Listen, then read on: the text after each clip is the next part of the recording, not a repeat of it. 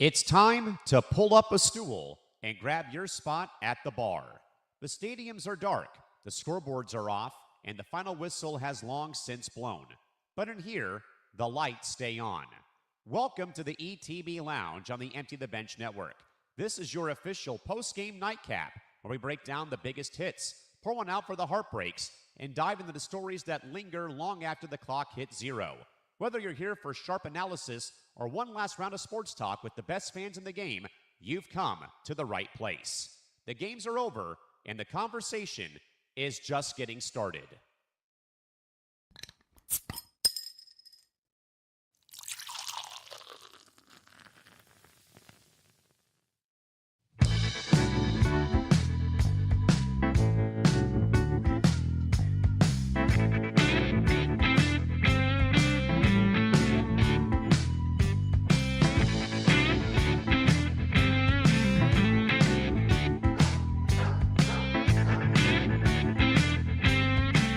Today, the Flags are at half-staff, the engines at Charlotte are firing with a heavy heart, and tonight the mahogany carries a weight that transcends every scoreboard across America.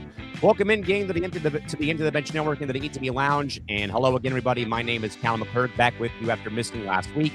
It is Sunday, May 24th, and that marks Memorial Day weekend, the most sacred stretch on the sports calendar, where we traditionally balance the roar of racing with the solemn remembrance of the ultimate sacrifice. But today, though, gentlemen, the sports world is reeling from a sudden and shattering blow as of Thursday, losing the great two-time NASCAR Cup Series champion Kyle Busch, who passed away after severe pneumonia rapidly progressing into sepsis. Rowdy was a generational, uncompromising force, and the same man who won 234 NASCAR races across national divisions and redefined what it meant to compete with every ounce of your heart and soul. Just a week ago, guys, at Dover, after his final victory, he told a reporter, "You never know when the last one is going to be, so cherish them all," open and close quote. So tonight, we do exactly that. We have left an open seat at the bar of seating for Kyle Busch, for Rowdy Nation, for every brave man and woman who's ever answered the call to serve their nation over the course of this weekend. Their tabs have long been saddled, and their legacies are secure, and we will never let their memory whatsoever fade away. Tonight, we're joined, as always, by Nick DiMartino, alongside our assembled panel of Tom Albano, Conor Rowland, and, of course, the man who keeps the energy going here and also keeps our lights on here inside the lounge. That is the one and only Nick Morgasen. Mr. DiMartino, welcome into the show. As always, great to see you. As always, my man, how's it going today? All right. How are you doing? Doing better. I'm doing better progressively after being sick the last couple days, that's for sure. So you beat the bubonic plague? I believe I did, yes. Finally. It's taken a long time. At least it wasn't the hantavirus. Nick, you're muted, I think. You might have to beat a plastic explosion in California, though. Let's hope not. That whole situation is just getting like worse and worse by the passing minutes. I've been getting like notified too on my phone about what's going on up there. I guess. We'll see what happens. Mr. Albano, long weekend of MMA, I'm sure, along with that very much torturesome card we had to sit through last night. But good to see you, brother. How you doing? It's funny. The guy who covers the sport actually was the one to say, "No, I'm not watching that crap." Absolutely not. I didn't have to cover it for anything, so I'm like, yeah, it's not my choice at this point. Now I'll have to make up for it this coming weekend. Not this weekend, but the next weekend with a 4 a.m. China card. Oh, my goodness. Time Friday show this week. I know. Oh, man. Conor Rowland, welcome in, my man. Good to see you as always. How's it going?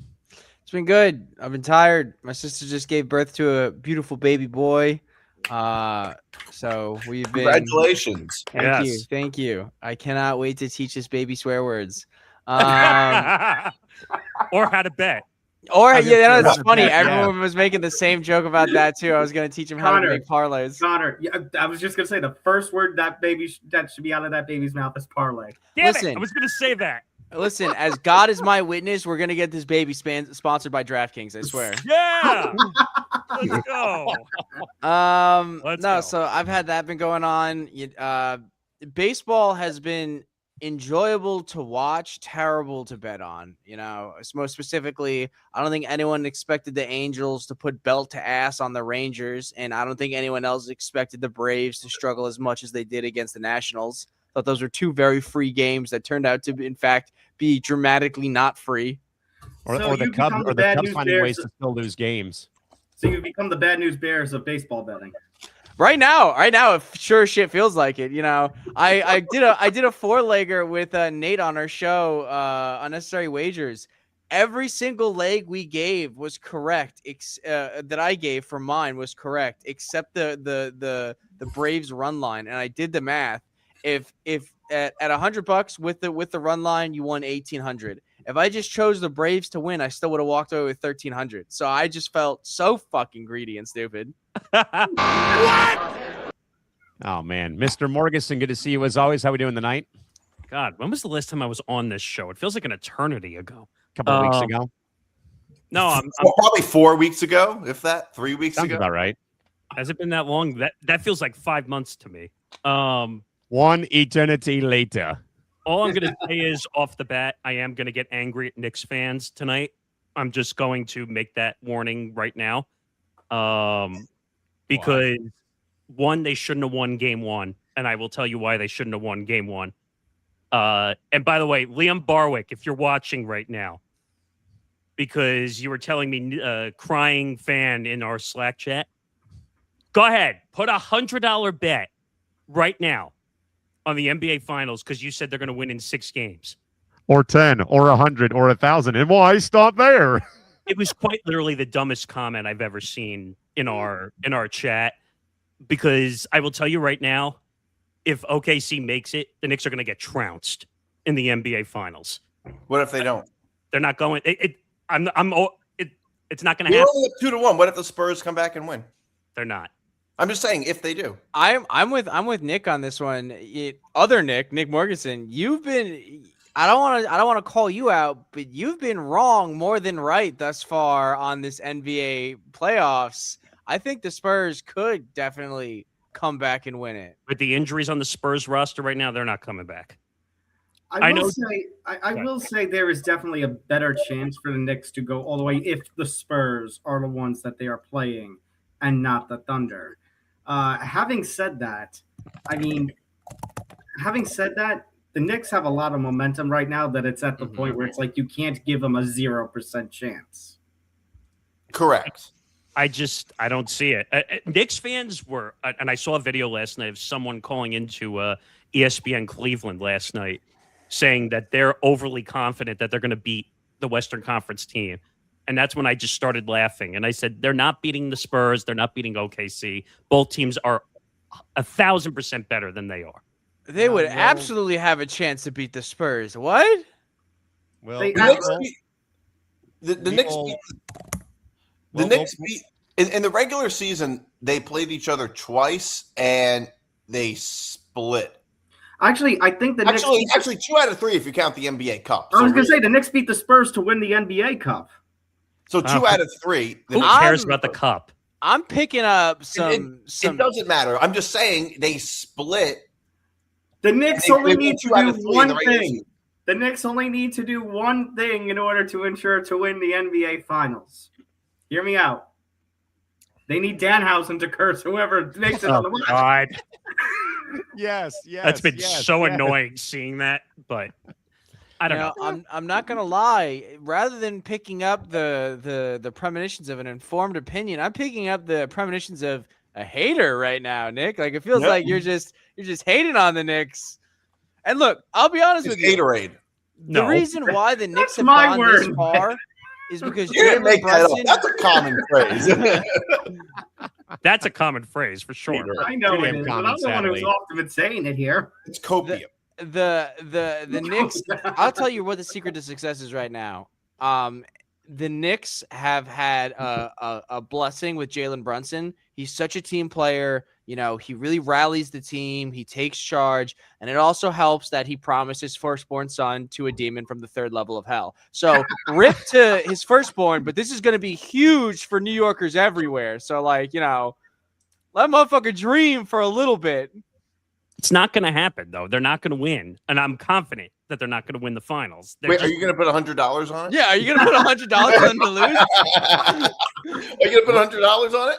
Liam said he was ready that he thinks they're going to win the finals. We don't even know what the matchup is yet. No, I'm saying, are you going to put $100? Then you put $100. Yeah, on forget the other team. DraftKings. Forget DraftKings. Let's do an internal ETB bet. We'll have Callum hold the money. Both of you guys put $100 down, and we'll see where this goes. Let's do it. Don't say that too loudly, Connor. I'm trying to fund a trip to go cover a hockey tournament in July. That money's going to be going there. You aren't going to be seeing any of that if that happens. Don't say that too loudly. I'm more confident than the Knicks winning the finals. Oh my god, we don't even know the matchup yet. No, but my point is, if it's so obvious, then you could just bet on it. Yeah, because you're saying that the Knicks have no chance of beating OKC or the Spurs. So no matter what the outcome is, in your head, the Spurs are losing. You can probably bet on the Knicks the Knicks, lose in the finals. You could probably bet on that exact outcome. Well, I'm sure there's a bet on that. They're all over the place. No, all I'm saying is that you should bet against. All I'm saying is, if you think the Knicks are going to get swept in the finals, I didn't say swept. Okay. What do you think will happen? He just said that they were going to lose the finals in general. Doesn't matter if it was 4, 5, 6, or 7. Still, I think if you go on a FanDuel or a DraftKings, there's probably a Knicks lose the NBA Finals to the West. I'm looking right now. I'm taking. Oh, don't worry. We're gonna take a look. Or even so, you can just bet on who wins that series when the matchup is set, and you can also bet against the Knicks against the spread every single one. No, but it's funny though that after he made that comment and I called him out for it, it was silence after I made that comment. I mean, I know him. There's a really good chance he actually did bet or will bet on the Knicks' future. Just because he didn't put it in the Slack channel doesn't mean he didn't do it or isn't going to do it. But he's such a biased Knicks fan. It's not even funny. But you're a biased Knicks hater. It's the same thing. I'm a Net fan. How am I supposed to like the Knicks? Oh, okay, exactly. He's a Knicks fan, so how's he supposed to not be biased for the Knicks? I can't. Connor, any luck finding those odds? Man. It's like, you know what this sounds like? You know what this sounds like to me? It sounds like a dude who really likes the Harlem Globetrotters hating on any other NBA team because they're better than them. I don't. What? I mean, in all fairness, Liam is not a. It's not like he's a sports journalist. Yeah, that's also true. He doesn't need to be unbiased. Yeah, but can you all agree to the fact that the Knicks' expectations were way above? They were expected to do way more. Then what? They're one game away from making the finals. No, I'm saying the expectations were very high. That's what I meant to say. The expectations were very high this year. They should be. They have a dream team roster. I'm confused. What do you mean the expectations like going into the season? Yeah, they're very high. Well, yeah, and they lived up to them. They're up 3-0 in the Eastern Conference Finals. They're probably going to the finals. Hold on. They lived up to it. Like, I don't know. You mean almost losing to Atlanta in the first round? That's a Trae Young curse, and that's the Hawks curse. They won it in 6 games. Like, if there was anyone who was going to beat the Knicks, realistically, it would have been the Hawks. Once they beat the Hawks, it was smooth sailing. I want to say for the rest of it. However, they did get they got a lot of help because a lot of better teams got kicked out of the playoffs early on. Connor, to that point, the Knicks can only play who is in front of them. Exactly. That's all they can do. You want to put some blame on the Knicks winning? Then let's ask Ben what the hell happened with the Celtics. The Celtics had low expectations coming into the year because of the Tatum injury. They were never supposed to go that far. The Celtics were the odds-on favorite to come out of the East, and it wasn't close. No, they weren't. Yes, they were. Going into the playoffs, they were the odds-on favorite. Into the playoffs, yes, but their expectations for this year were incredibly low. Okay, but Nick, they were in a position where they should have gotten to the finals, and they didn't. They were absolutely. No, Tom is right. Going into the season, the expectations were low, but Tatum wasn't expected to come back. Expectations can change as the season goes on. Yeah, but I don't look at expectations right before the playoffs. I look at expectations before the season. So that's strange. When the playoffs are starting, you look at the expectations going into the season, what they were 6 months before. I look at the expectations before the season and say, where were the teams supposed to finish? That is a completely logical point of view. Okay, but it's also completely logical for expectations to change throughout the season. It's a long season. Yeah, like a perfect example, Tatum right? Nobody thought Tatum was going to come back during the season. Right, so the expectation was that they were not supposed to go to the finals. Yeah, but Tatum came back, so that changes the expectation. They weren't Tatum. When you're a number 2 seed, and you get your best player back, the expectation should be at that point. I didn't think they were going to automatically win that series. Okay, well, here's a better example, right? Because everything comes back to football for me. let's take a look at the Colts last season. When they got Daniel Jones, everyone was like, we're so fucked. And then Daniel Jones balled out and played amazing. Then every Colt fan everywhere was like, we're unstoppable. They go 8-0. They think they're the favorite to go to the Super Bowl. Actually, and at that time they are. He goes down and they're like, maybe we can still do it. It doesn't work. And then the expectations tank. Expectations constantly evolve throughout the season. And honestly, to that point, if we're going to talk about the Celtic run, I don't think even with all that expectation at Tatum, whatever, it's like they should not have lost to the 76ers. Right, but everyone's saying that all of a sudden they should have been in the NBA Finals. They were the odds-on favorites to make it to the finals going into the playoffs. That's just a fact. Okay, but odds don't tell you the whole story. Odds are the best way of measuring. No, but betting odds are the best proxy for measuring. Right, but odds don't tell you on the court. Well, they measure. Well, I mean, no, it's not the same thing as odds don't play the games out. Are you? They were the odds-on favorites. Like they were the heavy favorites coming out of the East, and it wasn't close. They were heavier favorites to come out of the East than Oklahoma City was to come out of the West.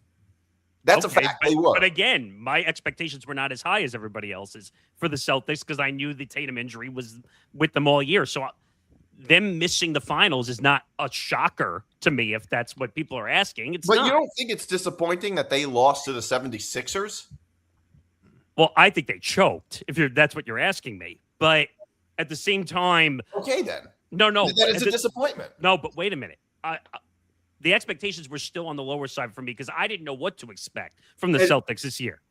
If you're also calling the Celtics lost to 76ers a choke, then what happened in game one was a Cavaliers choke of epic proportions. Yeah. Well, yeah, I've said that already.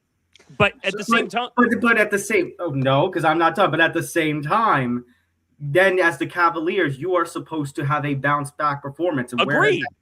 I don't disagree with that. That's not on the Knicks. I guess I'm wondering here because if you had such a low opinion, and I don't mean to say that in a negative way, like you didn't believe the hype, right? That's fine. So if you didn't believe the hype for Boston, which, as Nick also said, odds-on favorite, and I agree with him, odds are pretty much the closest proxy that you can determine, probability.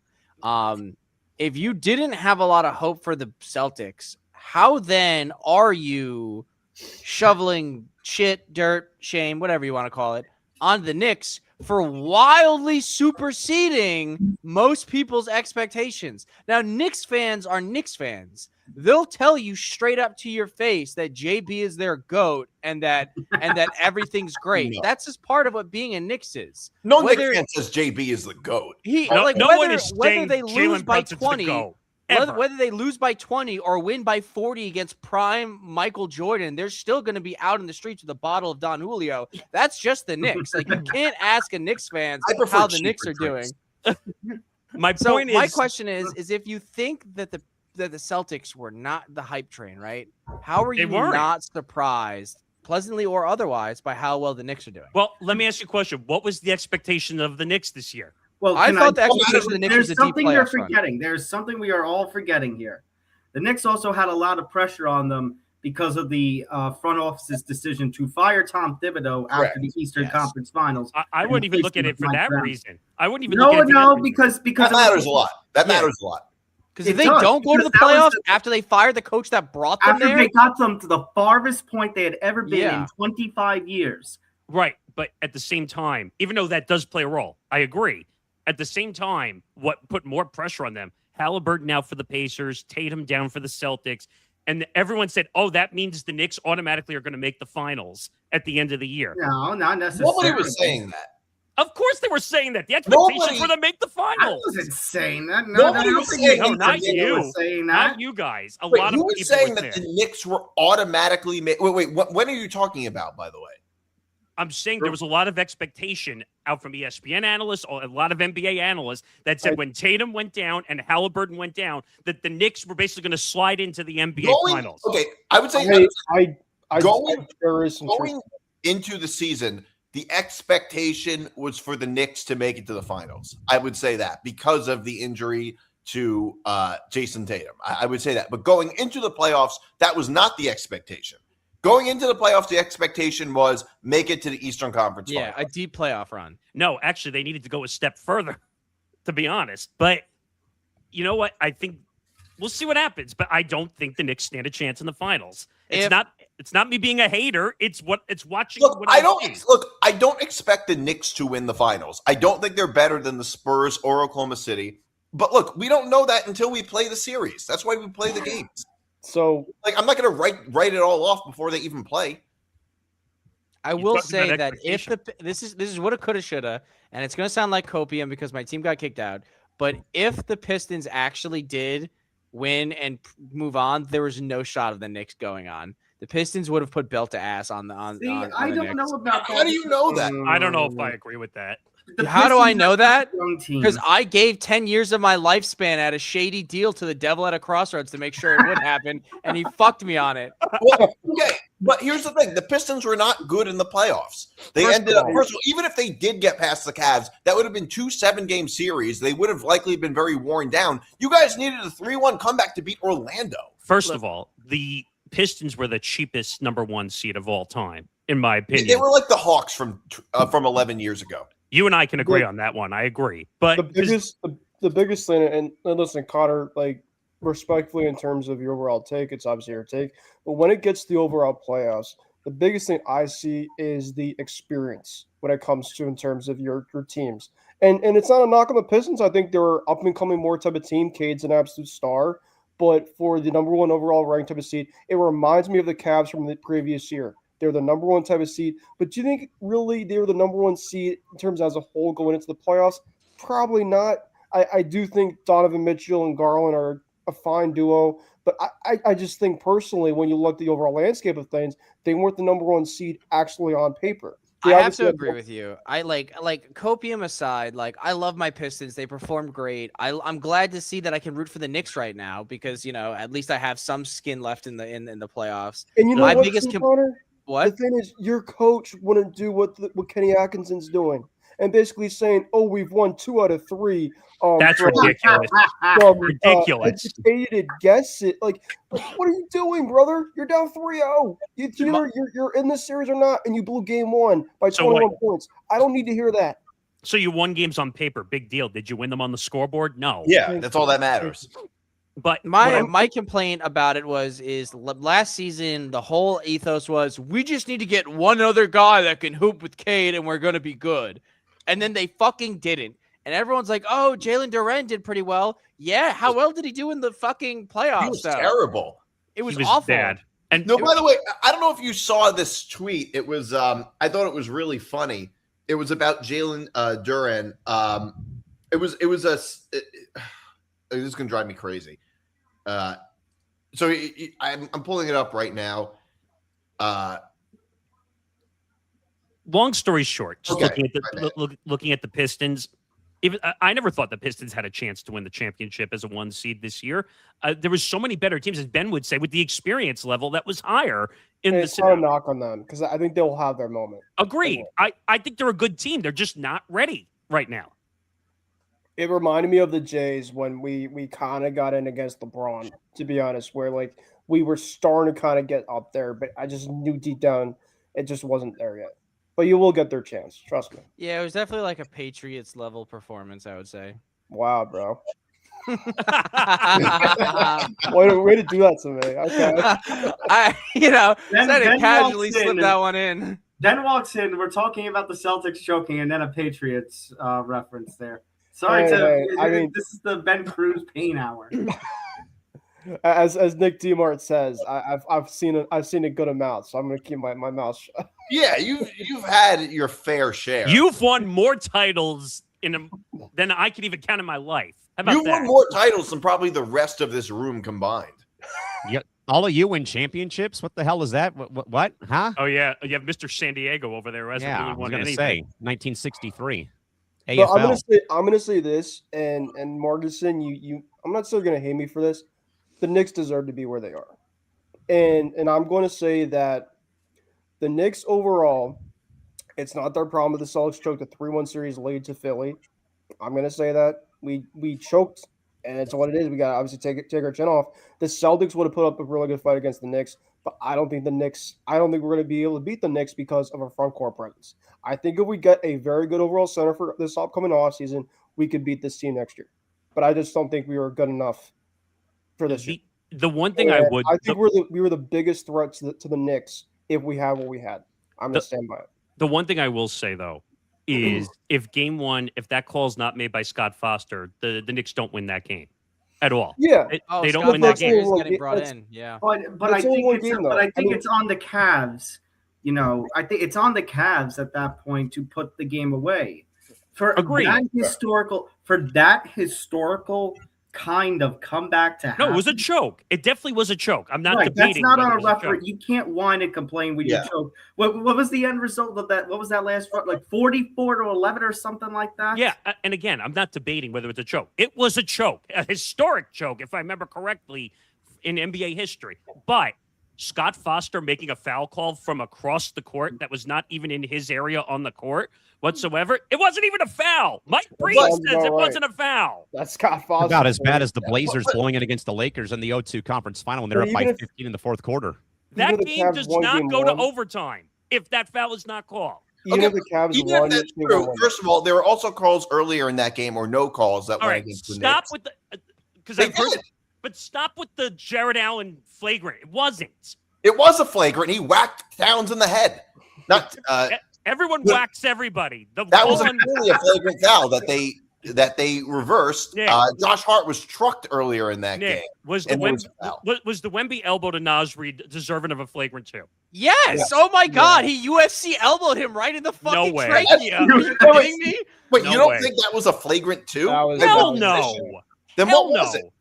It was a flagrant one.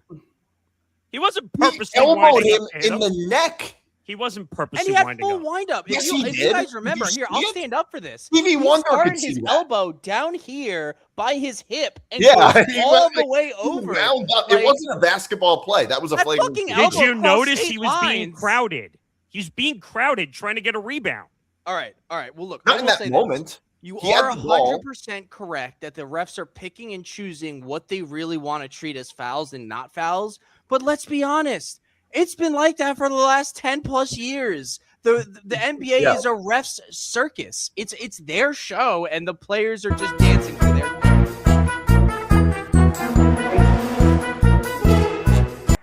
I don't know how you think it's not a flagrant two. He might as well have punched him in the face. Like it was literally that bad.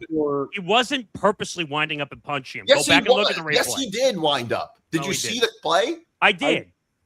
I think the Cavs. All right, play it. Let's play it then. We can screen share it. While you guys are actually I want to hear what Ben's saying. The Cavs' point of view in terms of Nick, of course, I think there was some stuff that was against the Cavs. Trust me, but it shouldn't have came to that. The Cavs were up 21 points. They essentially beat themselves without a doubt. If you're trusting the referees to back you up when you essentially almost struck a 21-point lead, you don't deserve it. No.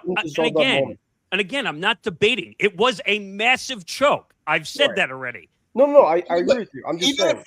But even if that doesn't happen, it's like the Knicks, even if they lose that game, that doesn't explain what happened in games 2 and 3. No, I think it changes the momentum of the series if they win game 1.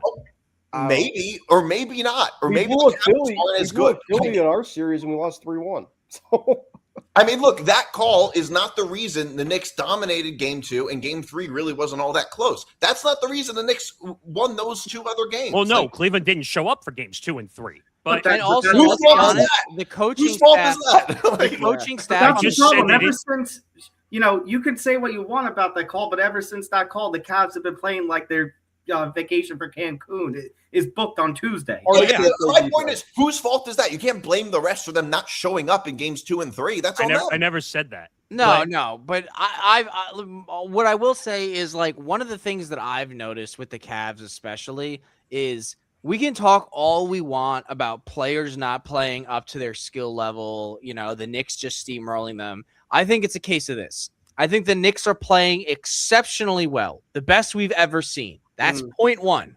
I think the Cavs are playing exceptionally poor, in lieu of that, which is point 2, but point 3, which is a much larger one that I think is way more dramatically affecting. I think the coach is making terrible roster choices. Yeah, like last game, why do you have Max Strauss in for 14 minutes when the first 11 minutes of those 14 minutes only gets him 3 points and 3 rebounds? Evan Mobley's one of your best players. And then they put him in, when they did put him in as late as it was with as minimal amount of points, he was 1 rebound away from a 2 rebounds away from a double-double. He finished out at 18 points and 8 rebounds. The one thing too about Cleveland that I don't get, but give credit to the Knicks, the Cavs have been turning the ball over so many times in this series, and it's like if you're blame James Harden for that. Well, I think it's everybody. Donovan Mitchell's had a lot of bad turnovers also. I think James Harden should not be the point man on this team. I don't understand why they're putting the ball through him. It should be through Donovan, not through James Harden. Unless that injury Harden is not a playoff performer. The Cavs had 17 turnovers against the Knicks. Yeah, and the Knicks are one of the best. The Knicks are one of the best. If you want to play the fast-paced way the Knicks are, you're not winning. It wasn't just Harden, by the way. It was Donovan Mitchell and Mobley also had 5 turnovers. Harden had 6. Yeah, but Evan Mobley's been putting up points and scoring. He's been buckets, Yeah. What has James Harden done? Nothing. I mean, he had that one. Yeah, that one almost triple-double. Oh, 1 game. 1 game in 10 years. I mean, everyone was sucking Tobias Harris's dick for that. He had 1 game of 24 points. Yeah, and he's like, oh my God. Why? I'm not a James Harden fan. He's not a good playoff performer. But why is James Harden getting more hate? The guy who's in his 30s, who's 36 years old and past his prime. The guy can't perform, Nick. Come on. No, I'm saying why is he getting more hate than Donovan Mitchell, who's in his prime? What does that have to do? Donovan Mitchell's not having a good series either. It's not a point about performance. It's a point about perspective. Are people hating on Harden because it's easy to hate on him when they're ignoring the larger issue at hand? That a dude who's in his athletic prime, who should be performing well, is performing as poor as a dude who's 36 and on his way out? Yeah, exactly. But everyone is treating James Harden like he's supposed to be this amazing Hall of Fame performing player. He's not. Nobody in this panel is. No, but everybody else is. It's nobody crazy is. You're making this. This is a figment of your imagination. No, it's not. Go ask all the analysts. They think he's going to be a Hall of Famer. He is a Hall of Famer. He is a Hall of Famer. That's you don't have to be a good playoff performer to make the Naismith Hall of Fame. I mean, Ben Wallace averaged like 5 points a game. He's in the Hall of Fame. It doesn't take much. Yeah, there's so many poor people who don't belong in sports Hall of Fames that get there. Like I think all the time, Eli Manning doesn't deserve to belong in the Hall of Fame, but he will get there. You know, well, the thing is, in basketball, it's the easiest to make the Hall of Fame. You don't have to have a good playoff history in order to make the Hall of Fame. Like, you just don't. That's not true. Russell Westbrook is going to make the Hall of Fame too. Where's he? Yeah, but at least he averaged a triple-double. Draymond Green's going to make the Hall of Fame. At least James Harden. James Harden has right now is a much better player than Westbrook is. Yeah. What does that have to do? They're both old. What does that have to do with this argument, Nick? Because I'm saying if Westbrook's a Hall of Famer, so is Harden. No way. I mean, I would take Harden over Westbrook. I mean, certainly right now I would. Career-wise, because Westbrook. Why now? What is now? Hall of Fame has to do with career, not now. No, I'm just saying. It's going off of the points you're bringing up. Like originally you were mentioning that what's the point of comparison between Donovan Mitchell and James Harden? And we said it's because a dude who's athletically in his prime should be performing better than Harden is. And then the question was, everyone's hyping up Harden. Everyone's saying he's supposed to be the point man. And then you said everyone's treating him like he is a Hall of Famer. And all of us said, well, he is one. So this is the progression. I think personally, it's fine to hate Harden. It's fine to hate Harden how he's playing in the Cavs situation right now. I don't think it's not respectable, but I don't think it's fair to hate him for all the attention a future Hall of Famer is getting in a deep playoff run. People are expecting, even at 36, people are expecting you to perform well because you once used to be the guy and you got there to the playoffs anyway. So obviously you still can ball. So what was the expectation for James Harden going to Cleveland? What was it? Personally, I can't speak to that because I'm not a Cavs fan and I didn't monitor the Cavs situation before or afterwards. But here's my thinking. If you're pulling a 36-year-old future Hall of Famer, you are pulling a guy that you know is past his prime, but can still hoop better than at least 60% of out of the average NBA player on the field right now or on the court. They probably wanted to bring Harden in because they just knew that Darius Garland wasn't good enough in terms of being in that duo. Here's the thing that's bothering me with Harden, because every team and every analyst is saying, oh, if we just bring in James Harden, our team is going to be amazing and we're going to win. How many times has that happened? None. But I don't know if that was ever really the expectation that the team is going to be amazing. Everyone was saying the reason they brought in James Harden is because that was going to be the piece that helped Cleveland get over the top. I think they brought in Harden to be the piece that allowed their better pieces to get more usage. Like I think of it like this. When you bring in Harden, you're forced to guard him. Even if you think he's washed up, you're forced to guard him and thin out the attention that, Donovan Mitchell and Evan Mobley were picking up. And what about defensively? He's a liability defensively. Massive. Yeah. That's not that. No one's going to argue on that one. One thing, he's no Wemby. The one last thing I'll say, because we've been talking about this for a while, is the switch. Every time the Knicks switched on a pick to put James Harden on Jalen Brunson, why did the Cavs not have him go over the screen? Every time they kept switching back. Coaching. But it was a mismatch every time. That was my point. I think coaching-wise, the Cavs are really suffering. They're making poor roster decisions. They're making poor game time decisions.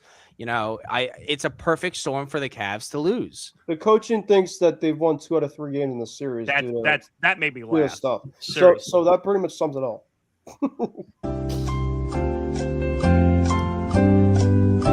30 seconds. Good luck.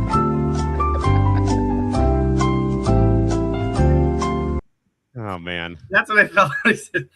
Scoring update, by the way, with 3 minutes left in the first quarter. The Spurs are up 23-10.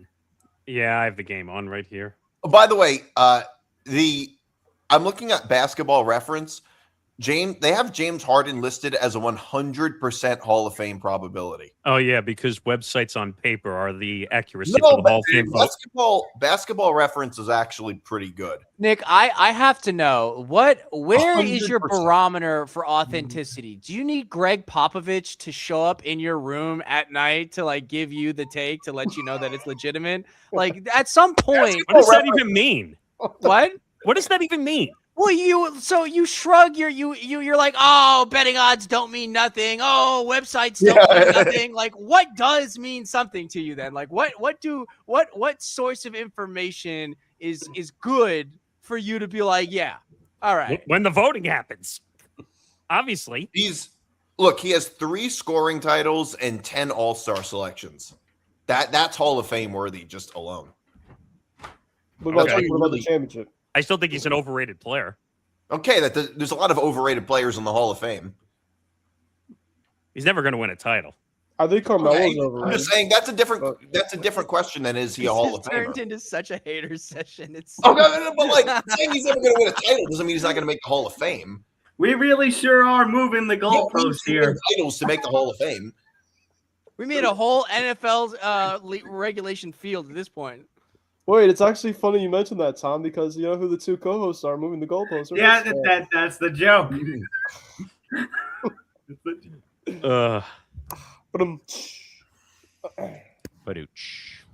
All right. What's next? And in the hockey world, the Avalanche are up 2. I was just going to say the other update is that the Avalanche have actually woken up and have actually scored a couple of goals against Vegas, trying to get out of a 2-0 hole from T-Mobile Arena this evening. So maybe there's a chance John Tortorella won't get to the NHL to the Stanley Cup Finals. coming into a team on literally the last couple of weeks of the season. And now Bruce Cassidy can't interview for a job anywhere else, apparently, within the division confines. That is so stupid. I don't know, Tom. I still think he'll wind up coaching the Kings. Really, really quick, guys. I was just looking at the betting odds. We're talking about betting odds. How are the Knicks only a 2.5-point favorites, being up 3-0 in their series? That makes sense. 2.5 points. I think it was 1.5 last night. They're on the road. I know, but they're 3-0 on the series. If you could kind of see that the Knicks that has nothing to do with the betting odds, though. But they're basically if anything, it brings the odds. It would bring the spread down a little bit because the Cavs have their backs against the wall. All right. Well, I will. Yeah. I think it makes perfect sense. I will say I'm surprised it's not a little higher, not like like 4.5 higher. Like 4.5. I was gonna say like 3.5. I do want to say this, and like, I don't want to make it seem like I'm just coming up with opinions for the sake of like filling up airtime, but we've already filled up 40 minutes of airtime, so don't worry about it. I would love to see said maybe 2 words in the whole last 39 minutes, but who cares? So go on. I would like to see the Cavs like come back. I want at the least series make it a to be series. exciting. Do something. I want the series to be exciting. I love the Knicks being dominant, but I want it to be a tough fight. Like, I really enjoyed the Pistons series. As tight as I am that we lost, it was a great series to watch. Yeah. I don't want, especially if the Knicks are going to get trounced by your prediction by whoever goes to the finals, then make this last a little longer. Like, let's enjoy this dream a little longer before we have to wake up. Now, let me be clear. I don't think they're going to get swept. Because that's not realistic. They remind me a lot about the Pacers from last year. That's the Knicks this year to me. They remind me a lot of this Pacers team from last year. Sort of. Fair. Don't you agree? I mean, we'll talk about it. We gotta move. Yeah, go ahead. Yeah, can we move on with the show, guys? Honestly. Yes. Yeah, we'll stay, though, in the NBA, though, guys. Get the other big news, that, of course, happened over the past couple days. Jason Kidd and the Mavericks parting ways following the hiring of Masai Ujiri as the new GM of the franchise, clearing the deck ahead of the draft, though. DiMart, what does this mean in your mind, though, for the Mavericks regarding Cooper Flagg's development, also Kyrie's long-term future now with Masai Ujiri coming in as the new GM for the Mavericks? The way I see it is, I think that maybe they wanted to fire Jason Kidd during Cooper Flagg's rookie year because if they planned on firing him anyway, it's better to fire him early than to wait for Cooper Flagg to become a superstar. Agreed. And then fire the head coach, because at that point Cooper Flagg has a lot more power and influence. Overall, I mean, look, the Mavericks aren't good really because of Nico Collins. I'm sorry, Nico Harrison. Wrong Nico. Same Nico. Because of Nico Harrison. Not because of what Jason Kidd did. I mean, they fired Nico Harrison too. I mean, it's hard to blame what happened on Jason Kidd when it was really just front office decisions that caused this. Big time. Like I always say, being a professional coach, being a head coach in professional sports is the only job where you can get fired for what your boss does. That's fair. But that's what I think this is too. Especially in a league like the NBA. So just to, I know, Callan, is there any sort of angle you wanted me to take on this one? No, I was going to just say, Tom, that I said on the debut of Cranium on Tuesday that, to me, Nico Harrison set this franchise back. It feels like a good 5 years because of the trade of Luka. Like, nobody in their right mind, even I know this, that you don't trade away a superstar player like what Luka was to that city and that fan base. And again, this was also Jason Kidd after a extension he signed for another couple years after the finals run against Ben and the Celtics 2 years ago, and now he's out the door and running. Basically, that I just kind of feel like, though, to DiMart's point, though, that in the world of coaching, that you're always usually blamed for what the boss does, not what you do. Now, obviously, the blame goes to you, though, if the team's not playing well, they're not listening to you, there's a revolt in the locker room, a la Tony Vitello with the San Francisco Giants. But maybe, Tom, your thoughts, though, on where you see the Mavericks going now with the head coaching vacancy now with Masai Ujiri coming in? Well, first of all, as you said, and I'll take it a step further, not only did Nico set the Mavericks back 5 years by trading away Luka Doncic in the manner that he did, he probably set back trading in professional sports 20 years by what he did. Because that was absolutely ridiculous, and that's pretty much ruined the team ever since. And second of all, I would be the one kind of person who would be very concerned about the idea of, the revolving door when you got somebody who's in development, especially a young potential superstar like a Cooper Flagg. The thing is, we've talked about this before in other contexts, the one sport where the seat is always hot and you can get fired at any point for anything is basically the NBA. I mean, Tom Thibodeau gets the Knicks to the farthest point they've ever gotten in the last 25 years. He gets fired. What's his name from LA? They won the championship in 2020. But Frank Vogel. Yeah, Frank Vogel. Frank Vogel. Yeah, 2 years. He was gone. Like there is, like the NBA, it is very, the job security is not great. Yeah, but Laker pressure is worse than any other pressure. I will say for sure. Okay, but I think we've seen multiple examples where, actually, no, Callan said it before. The idea of player influence. Yes. That the NBA is that league where player influence probably means the most when it comes to the head coach position.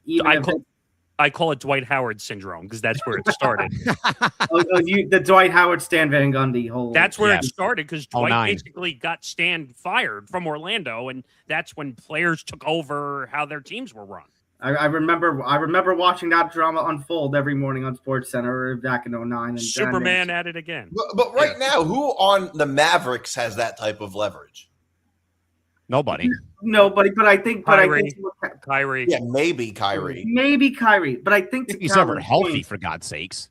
Yeah. Yeah. To Callan's point, it was, do the move before Cooper Flagg potentially becomes that superstar to get that. That was DiMart's point. Yeah. Oh, DiMart, that was you. Okay. Actually, you could say Klay Thompson also. Yeah, that's true. He's won 3 titles? I'd say Klay. So I think it all depends on how much you've won and how long you've been in the league.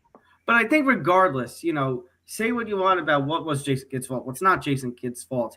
When that trade by Nico of Luka Doncic went down, it was pretty much the beginning of the end. And at that point, bringing Ujiri in and just, the firing of Kidd, it's basically, you know what it is? It's the hitting of the reset button. It's like, okay, we went completely off track. Let's get back on to where we should be. I think it was worse than the reset button. I think they tanked the franchise with that trade. And I think if memory serves me correct from last Tuesday, I think the stat I pulled from the stat pack, the 308 win percentage is the single worst season I think in Maverick history, dating back through their 50 years as a ball club.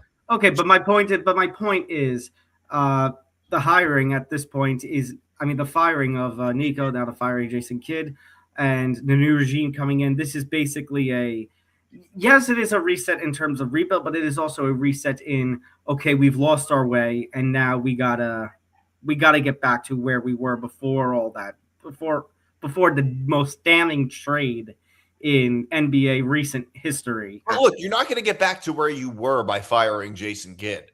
They're gonna. Oh, I didn't say that firing Jason Kidd was going to be the answer. I said this is going to be it is a complete going from it's a burn it to the ground, and we're going to have to reset. So, but I don't think it was necessary to fire Jason Kidd. I agree. I'm right there with you. I agree. Happened. I said that on Tuesday.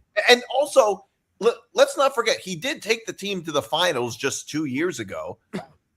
He wasn't the reason they lost either. No, they certainly superseded expectations that season. So I don't think there would have been anything wrong with Jason Kidd staying the head coach. Like it's hard to blame him when the GM took away his best player. Do you think ultimately that this is good for his career though? Because yes, Cooper Flagg is going to be very dominant, but I can't help but imagine that Jason Kidd's going to have better success with a team that didn't get fucking ruined by a GM I believe the conspiracy theories. I think the reason why they traded Luka was because of I think you and I spoke about this a long time ago about everything going on with the attempted Las Vegas push. What does that have to do with the Luka trade? So I'm not. I can go back to my notes, and maybe I can find it. Trade the star player to tank the franchise. Go to the NBA and say, "Look, this is what happened. Now move the team to Vegas." That was because never the owners, Oakland A's syndrome. The two owners that wanted to buy the Mavs. Once the team was ruined, tried to apply to Las Vegas to Nevada senator to bring a team to Las Vegas 3 years in a row, they tried in Dallas. It didn't work. And they have connections with the Nevada Senators. That was never happening. Yeah, real life major league in the NBA. And the new owners, though, to Connor's point, though, they did have casino ties to Vegas. Now, Ben, you're probably in a different position. Wait, Cal, hold on, because Connor said a word, and I have the sound here, so I might as well. Oh God. Conspiracy. No, but my whole thing is I think Jason Kidd getting fired ultimately is probably going to be good for his career long-term wise, because like as good as Cooper Flagg is, he'll get picked up by somebody else. Yeah, there's another team out there that is going to be better composed to compete better. Bring him back to Brooklyn. Oh, don't say that. But I don't know. The whole thing with Jason Kidd, he shouldn't have been fired. The ownership made a huge mistake. They just signed Jason Kidd to a 4-year extension, and all of a sudden, point on Tuesday. And then you just fire him. He's owed $40 million over 4 years, and now you're just gonna throw him to the curb. Like, it's a pretty good deal for him. No, when I hear shit like that, like, oh, you just signed a massive extension, and then like X time later you're firing him. When I hear stuff like that like I think of the Miami Dolphins when like they had that whole press conference where they're like, we're still rocking with McDaniels, everything's good, we're building. 3 days later, he meets the team owner, immediately fired. I can't help but think that there was some sort of meeting where Kidd must have said something, pissed the wrong dude off, and that was It's interesting you say that, because look at the coaching career of Jason Kidd, who's done some shady things on the sidelines before, including Milwaukee, which Callan talked about on Cranium. Yeah, as I said on Tuesday with him, I got a water in my hand. Yeah, bump into me so we can get them to call timeout to wipe the floor and we get an extra timeout when we had timeouts. I think that was when he was the coach of the Nets. No, it was with I think it was with Milwaukee. But you want to talk about when he was the coach of the Nets. Do you remember he tried to complete a trade with the Milwaukee Bucks to send players there, knowing that he was going to be the head coach of the Bucks? I remember that vaguely, yes.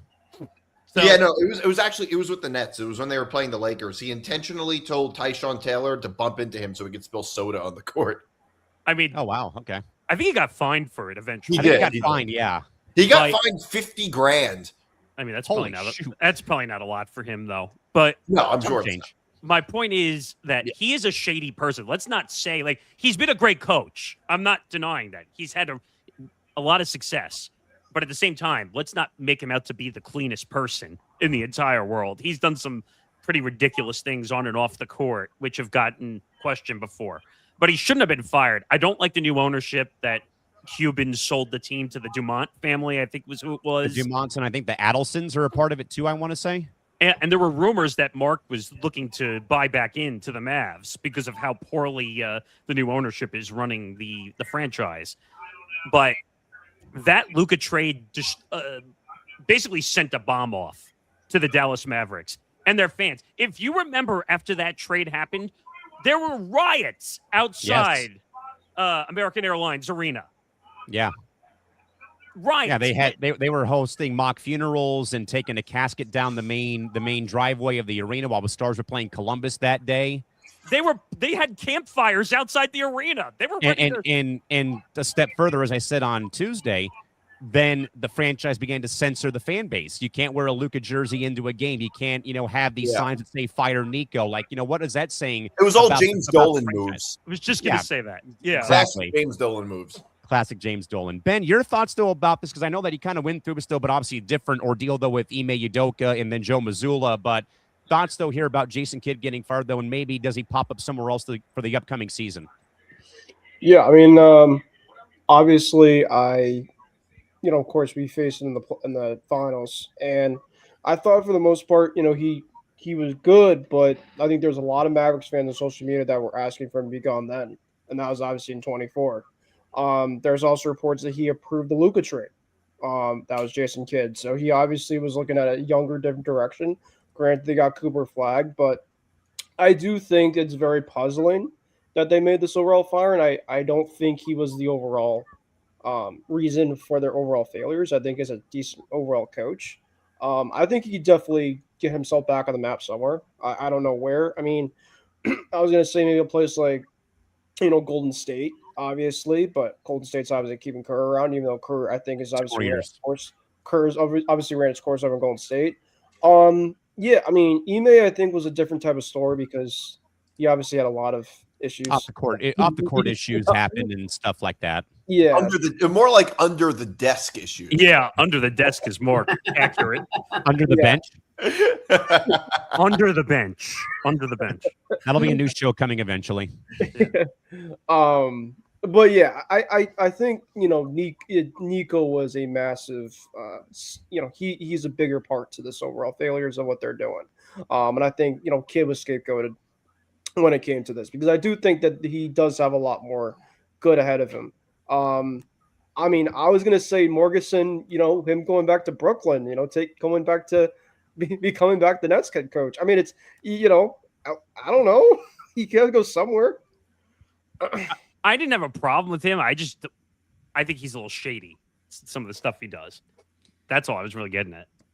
Connor, usually I say, though, that former players don't usually make the best front office executives. I said this last Tuesday regarding the Giants in baseball hiring Buster Posey. Yeah, 3-time World Series champion, but again, makes the very, I think, stupid hiring of a college baseball coach to become the head coach of that franchise. And they're like 11 games under 500 with a bunch of bad contracts. We're here, I think Jason Kidd, though, respected player, finally won a title in 2011 with Dallas. But then again, can you translate your game as a player to teaching the game? Sometimes that transition doesn't really help, though. And I think that this stint, though, in Dallas, maybe that time, though, as a Laker assistant, maybe helped him kind of, get on the right path for coaching, though. But Connor, how do you see this, though, playing out with the Mavericks with the brand new regime coming in the form of Masai Ujiri and what they might do for their new head coach? I mean, they're unfortunately at a position where shit's not really good. I mean, you have Cooper Flagg, so you have like some semblance of like hope. I'm a wait and see kind of guy. I never am like, the only time I come out and say, oh, this is a terrible move is usually in the NFL, because it's very clear in the NFL, at least, when a coach is absolutely incompetent. It's always clear staffing wise when someone's incompetent. I would say it's less clear, in my opinion, in the NBA. It could be because, I've only been watching the NBA for like the last 3 or 4 years or so. So, I'm not as familiar with the game as I am with football. I'm in like I said, the camp. Wait and see. Let's see how they cook. Let's see what they do. Then we can make some judgments against them. Until we see that, it's anyone's guess. Nick Morgasen, the Mavericks were 1 win better than the lowly Grizzlies for last place in the Southwest Division. Memphis went 25-57. The Mavs were 26-56. Now, I may have misspoken a little bit on Cranium on Tuesday, so to kind of clarify real quick with the stat data, the single worst season, though, for the Mavericks in club history was 92-93. They went 11-71. So they were nowhere close to their all-time worst benchmark in franchise history when it comes to their worst record, though. But again, though, Morgasen, I still, though, don't quite feel all that great, though, about how this played out because, again, like I said, though, on Tuesday, and I'll say it again, though, I get it that a new front office, they're entitled to come in and clean up everything and make their own, and put their stamp of approval on the roster, the coach, what have you. But when you already locked him up for a bit of a long-term extension, now you get, now that money's still on the books, though, for the next couple of years, though. To me, this looks like it's bad business, as I said, though, about sitting the franchise back for 3 to 5 years, though. So, Nick, your thoughts about Jason Kidd's firing at the hands of the new regime in Dallas? I mean, it's not surprising because since the new ownership took over, they've not done anything right whatsoever. Now, I still blame Nico Harrison for the trade that basically blew up the entire franchise, and they're never going to recover, at least not for the next couple of years until Cooper Flagg becomes a viable star to take over that role. But at the same time, this ownership's got to figure it out. They got to be willing to spend the money to fix this problem. And Klay Thompson, by the way, who is on the older side now, got to be approaching his late 30s to close to 40. He's not going to be able to play much more. I think he's more concerned about the Megan Thee Stallion breakup situation than what's going on the actual court itself. What? Speaking of spending the money and talking about coaches, the Trailblazers coach is just like, not to the coach, I apologize. The new Trailblazers owner is just like, Jordan. El Cheapo. El Cheapo. Yeah. Dude, I think that's crazy. And then he has this one statement, which may have killed me. He goes, in the NHL, like, we don't pay bums to show up on our team. We show up to win. Why do we need a two-way player? Maybe, and then he says, maybe I don't know basketball. But you bought a team. You bought a team. What do you mean? Maybe I don't know basketball. Yeah, billionaires just buy things for the sake of buying them. I mean, it's the same guy who wrecked the AAF after 52 days in 2019 or 2021, whenever that league came around here in San Diego, in San Antonio, in Salt Lake City. I just find that funny because he's spending more money on the NHL when the NBA clearly is going to make him more money. Just saying. But also his NBA team's in the shitter while the Hurricanes are playing for the Stanley Cup right now and trying to get to the final for the first time in 20 years. Connor, you did mention head coach. You realize that Tiago Splitter, who I think he's gone now, right? I think they officially went away from him. Do you realize he was making $1.5 million as the head coach of the franchise? When every other coach was making 5, 7, 10, he was making 1.5. Here's my take personally. I know this is gonna sound dumb as hell, but here's my take. I personally feel that as a coach, what you want out of everything is you want to have a small salary because that means there's just that much money you can spend to build a dream team. Maybe it's because I don't make $1.5 million, but if I was a football coach or a basketball coach, I would take like $2 million just so my team could have that much more money to actually be good. Yeah, but I don't know if coach and staff money counts towards the cap like the players do. It doesn't. It doesn't? Oh, okay. No. Wow. Yeah, you're at least in baseball, your coaching staffs are in your like your all those pays or all that pay is not on the player payroll. NBA is the for same. The roster. NBA is the same. Yeah. And the salaries are also not public, which is a little strange. Yeah. Well, unless they get exposed, but otherwise Which they're not. The Blazers exposed themselves by saying, "Oh, we're only going to pay our head coach $1.5 million." So there you go. I don't know anymore, man. Money's I don't money. either. With that, though, before we get to hour 2, though, gang, it's the flagship that began it all. Join Nick Morgasen and Zan Bando for Empty the Bench Sports every Wednesday, 6 p.m. Eastern, 3 p.m. Pacific, as they empty the tank on the biggest headlines in the sports world, from the NFL coaching carousel developments to college football playoff predictions and major sports business mergers. This is where the foundation of the network meets the current pulse of the industry. Don't miss the show that defines our coverage, only here on ETB, live every Wednesday, or even that as well on your podcast app, and make sure to subscribe to the YouTube channel as well as you hunt down those 4,000 watch hours over at youtube.com/ETB Network. That is youtube.com/ETB Network. With that in mind, DiMartino, it's all you, my friend, for some NFL talk here as we get hour 2 underway. Yeah. Thank you. Thank you, Callan. God damn it. What just happened? We have technology. We're live, people. Yeah, I accidentally clicked out of it. Brother, this guy stinks. So Aaron Rodgers officially signed a 1-year deal for his 22nd season in the league. Damn it, you beat me to it. Clean it anyway. RELAX. Oh, man. So, yes, Aaron Rodgers officially is having one last ride with the Steelers for his 22nd season in the NFL, and he says he plans on retiring. Johnny brought this up on MTGP.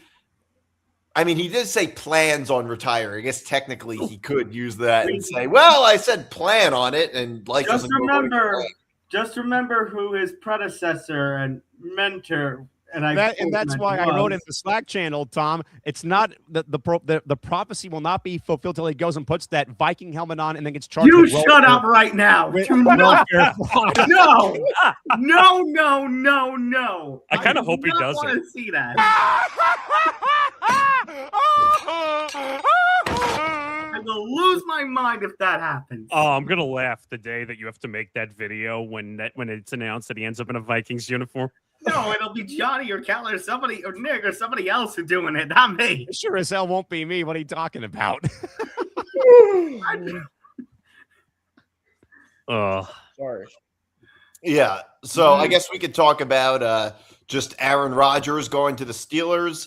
whether or not this is actually a good move or not for Pittsburgh or for Rodgers for that matter too. I'm a big believer that this is a good move for both sides. When you look at Aaron Rodgers' side, my belief is you should play until you can't. And Rodgers can still play. He's good enough to be on a roster. So as far as I'm concerned, he should just keep playing. I mean, if anything, he might be good enough to play a year after that. But I don't know. Maybe it's time to retire. And that went to my point, though, on Cranium on Tuesdays that, are you out here to prove to the football universe, myself excluded, or to yourself that I still can do it one more year? But also I think the other burning question, though, DiMart, is, the relationship now between McCarthy and Rodgers. I think that's also a thing of like trying to tell the public as well, that whatever you heard about in Green Bay is now water underneath the bridge. Yeah, I mean, I think he wanted to reunite with McCarthy. I think that makes perfect sense for one last season. I think that makes. I mean, look, I don't know if that's the reason he's playing another year or not. But yeah, it makes a certain amount of sense. I mean, look, the Steelers like coaches named Mike, so that's true. You're right. The AFC North, we've talked about this. I think we talked about it last week, Nick D. That is that honestly on the NFC North the AFC North is pretty damn open, I would say, heading into this season because, I mean, you've got the Steelers who aren't exactly overly great, but Rodgers is back, and I question how this team is going to be run under the helm of Mike McCarthy with those two reunited. You've got the Ravens who are going to be, they still have Lamar Jackson, still Derrick Henry, but this is going to be the first season now without John Harbaugh at their helm, and you wonder how that's going to play into the kind of play that they produce on the field.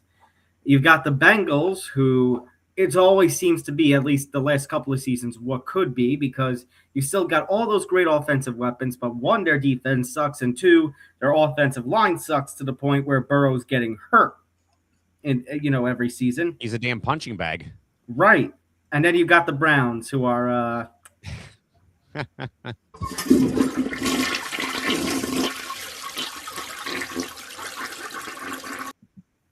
That's fair. So, you know what? It almost feels like, what was the term I used last week, Dick D? Like the favorites by default. That's true. Well, I wouldn't say the Steelers are favorites by default. They're favorites by default if a whole bunch of things happen. The NFC North is an unpredictable division. I'm sorry, AFC North is an unpredictable division for the most negative reasons. Like that seriously is the reason why. Like, it's just negative reasons. It's always like, is Joe Burrow going to be knocked out week 3 and then be out the rest of the season? Is Lamar Jackson going to be healthy? It's actually the opposite of the NFC North, where we don't know how to predict it because the teams are so good. It's such a juggernaut. It feels like the AFC North is diving into AFC and NFC South territory. It's going to be one of these. Clown show. Clown show. Actually, if you look at the AFC South last year, it was actually a very strong division. No, it's not NFC South area. It's not NFC South territory because, like, last year the Panthers were below average. So maybe would you say smack between the two?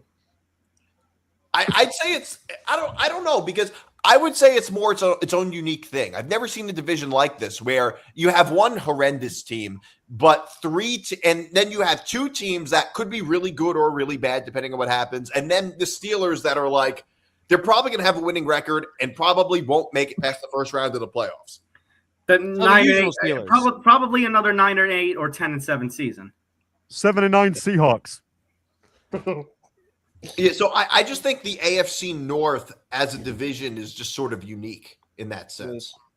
I don't know. I do want to see who ends up being the QB for the Browns. And make no secret, I'm a Shedeur Sanders dick writer. I do think it'll be Shedeur. I think that's what I don't think so, because I've been watching the interviews with Todd Monken in the OTAs. He's really pissed so far.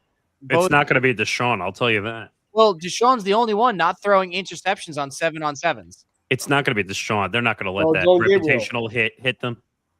I hope. Well, we're talking about the Browns here. I hope it That's will be true. Deshaun. You're not but wrong. I also know, This is the one time that I think sports journalism had a real, like, I'm not going to dismiss sports journalism, but I want to say that the sports journalist in this one particular interview had a really great point that they kind of cornered Todd on.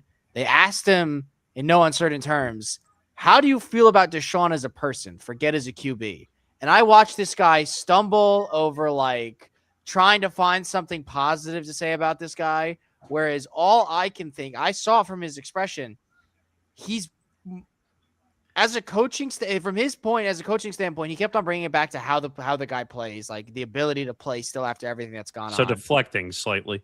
He's deflecting, but I also see where his point, his real care lies. He's coaching a team. He wants to win. If Shedeur isn't the guy for the Browns, I do think Shedeur can be the guy for a lot of other teams, but if Shedeur isn't the guy for the Browns, and as sure as shit isn't going to be Dylan Gabriel, then you have to play Deshaun, unfortunately, especially with how much money you're paying him. I mean, the one thing I will say that was bad reputational-wise for Sanders was the whole thing that happened with Mary Kay Cabot when he made the comment about making a sandwich. That was his brother, Shiloh.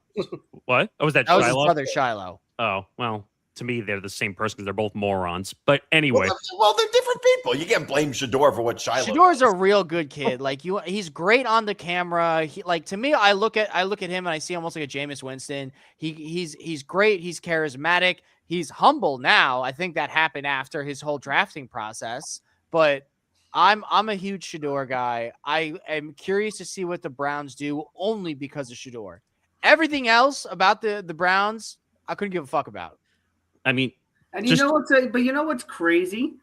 Everyone was talking about the way that the NFL and the owners were handling Shedeur about, sending a message, telling him and his father that he's not in charge, blah, blah, blah. Yeah. And then what happened? And you think maybe that would work, but then Diego Pavia this offseason was being the way that he was, and he ends up going undrafted.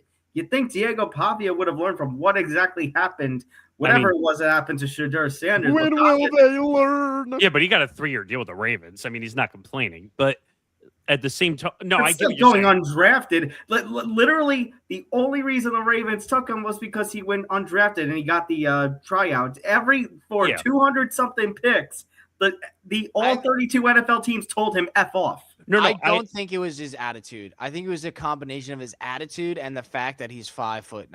That's what I think it is. But that shouldn't matter. So Sanders got drafted because of his father. Let's just be real, okay?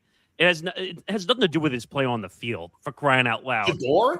Are you? No. I'm not going to let that fucking slide. Shedeur played good stats. I was right about this.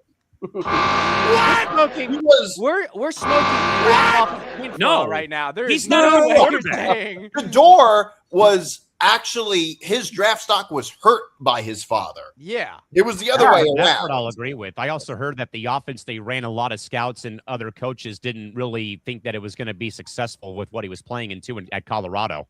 Maybe he would have been projected lower if he wasn't Deion's son, but he was also the second best quarterback in college football that season. He clearly would have been drafted. I don't think he's going to be a good NFL quarterback. I never thought it was. Maybe I don't think so either. I'm just saying that's not he wasn't drafted because of his dad. He was drafted lower because of his dad. It was actually worked against him. I think his draft stock was too high to begin with. It was a little too high, but he wasn't. But he wouldn't have been like a 5th round. No, I agree. I agree with you on that. I think he should have been like a 3rd round. Right. That would have been. I don't even think he probably would have been a 1st round pick regardless. If he was just a normal quarterback, he probably would have been like a lower 1st round pick than like a top 3 pick, like he was projected. He gives me Drew Aller vibes. That's what. That's a good point. I could see that a little bit, but just to get back on the, the Aaron Rodgers trade, I just think I've had enough. This is what I think when I hear this name now. Emotional damage. Because I'm just so tired of hearing his name. Well, he's retiring, so I don't. I think he should have retired and gone away now. I don't think he's a good quarterback anymore. I think that he's just coming back because of a name. He can come back. Someone will desperately take him because if someone needs a quarterback badly, they're going to take him. Pittsburgh needed a quarterback because there's I don't understand why. Play Will Howard. I agree. I agree with you. Why draft him to let him just sit on ice? The guy can ball. Okay, but there's a good chance Aaron Rodgers is gonna get hurt at some point, and in the moment, Aaron Rodgers probably gives you the best chance to win. I don't know if I agree. Compared to Will Howard? Compared to Will Howard? For the short term, I go Rodgers. Yeah, but if Aaron Rodgers gets hurt, again, your season's derailed anyway. Look. Okay, then. Okay, so if Aaron Rodgers is hurt and your season is derailed, why would you want to go into the season with a derailed season? Hey, wait a minute. We're forgetting about the real savior here of Pittsburgh, Drew Aller. Well, yeah. I don't think he's going to go down injured. And here's my reasoning. If Sean Diddy Combs had a fucking manufacturing contract to have as much baby oil as he could possibly have, Aaron Rodgers has the same contract for Percocet. Oh, this dude is so doped up all the time that his piss would burn through that FDA cup. That USDA cup. And by the way, last year he played 16 games. He only missed one game. So if his season looks like it did last year, he's not going. No, but I'm just saying he's a fragile quarterback. He is fragile. He is fragile. I'll give you that. But for the Steelers right now, it's their best bet. I just want to say, though, because we're talking about the AFC North, I think Pittsburgh is the favorite to win that division because I think what's going to happen is you have 3 teams that finish 9-8, and Pittsburgh's going to hold the tiebreaker at the top of the division because I don't think any team's going to run away with the division whatsoever. You look at Cincinnati, they just lost Hendrickson, their best defensive player. Joe Burrow's going to get hurt at some point. Their defense stinks. They can't block anybody, so they're going to have to score as much as they give up. Baltimore, Lamar is a shell of himself right now. He got slower last year. And he's not playing well though. Nick, like he's declined because he was hurt. I also don't think he was that him being hurt was actually him being hurt. Lamar has historically leveraged injuries around contract talks to get his way. Like he's done it before. I just don't know. I'm just saying he didn't look healthy when he was playing for most of last year. He's not rushing for any touchdowns. He's not using his feet anymore, which is killing his game. Well, he was told not to. He was told not to. Yeah. Well, first of all, he was told not to. Second of all, when you've got Derrick Henry as your running back, sometimes you're not going to be the one who's running. Also a fair point. I get that, but that's like 50% of Lamar's game is using his legs. Like, so if you're going to take away his legs, what's his value anymore? Well, because his accuracy, he's had a lot of problems with accuracy. He's a great arm. Yeah, but if he's not going to, if he's going to be Eli Manning and just have cement feet in the pocket, what's the point of having him there? Yeah, no, you're right about that. I think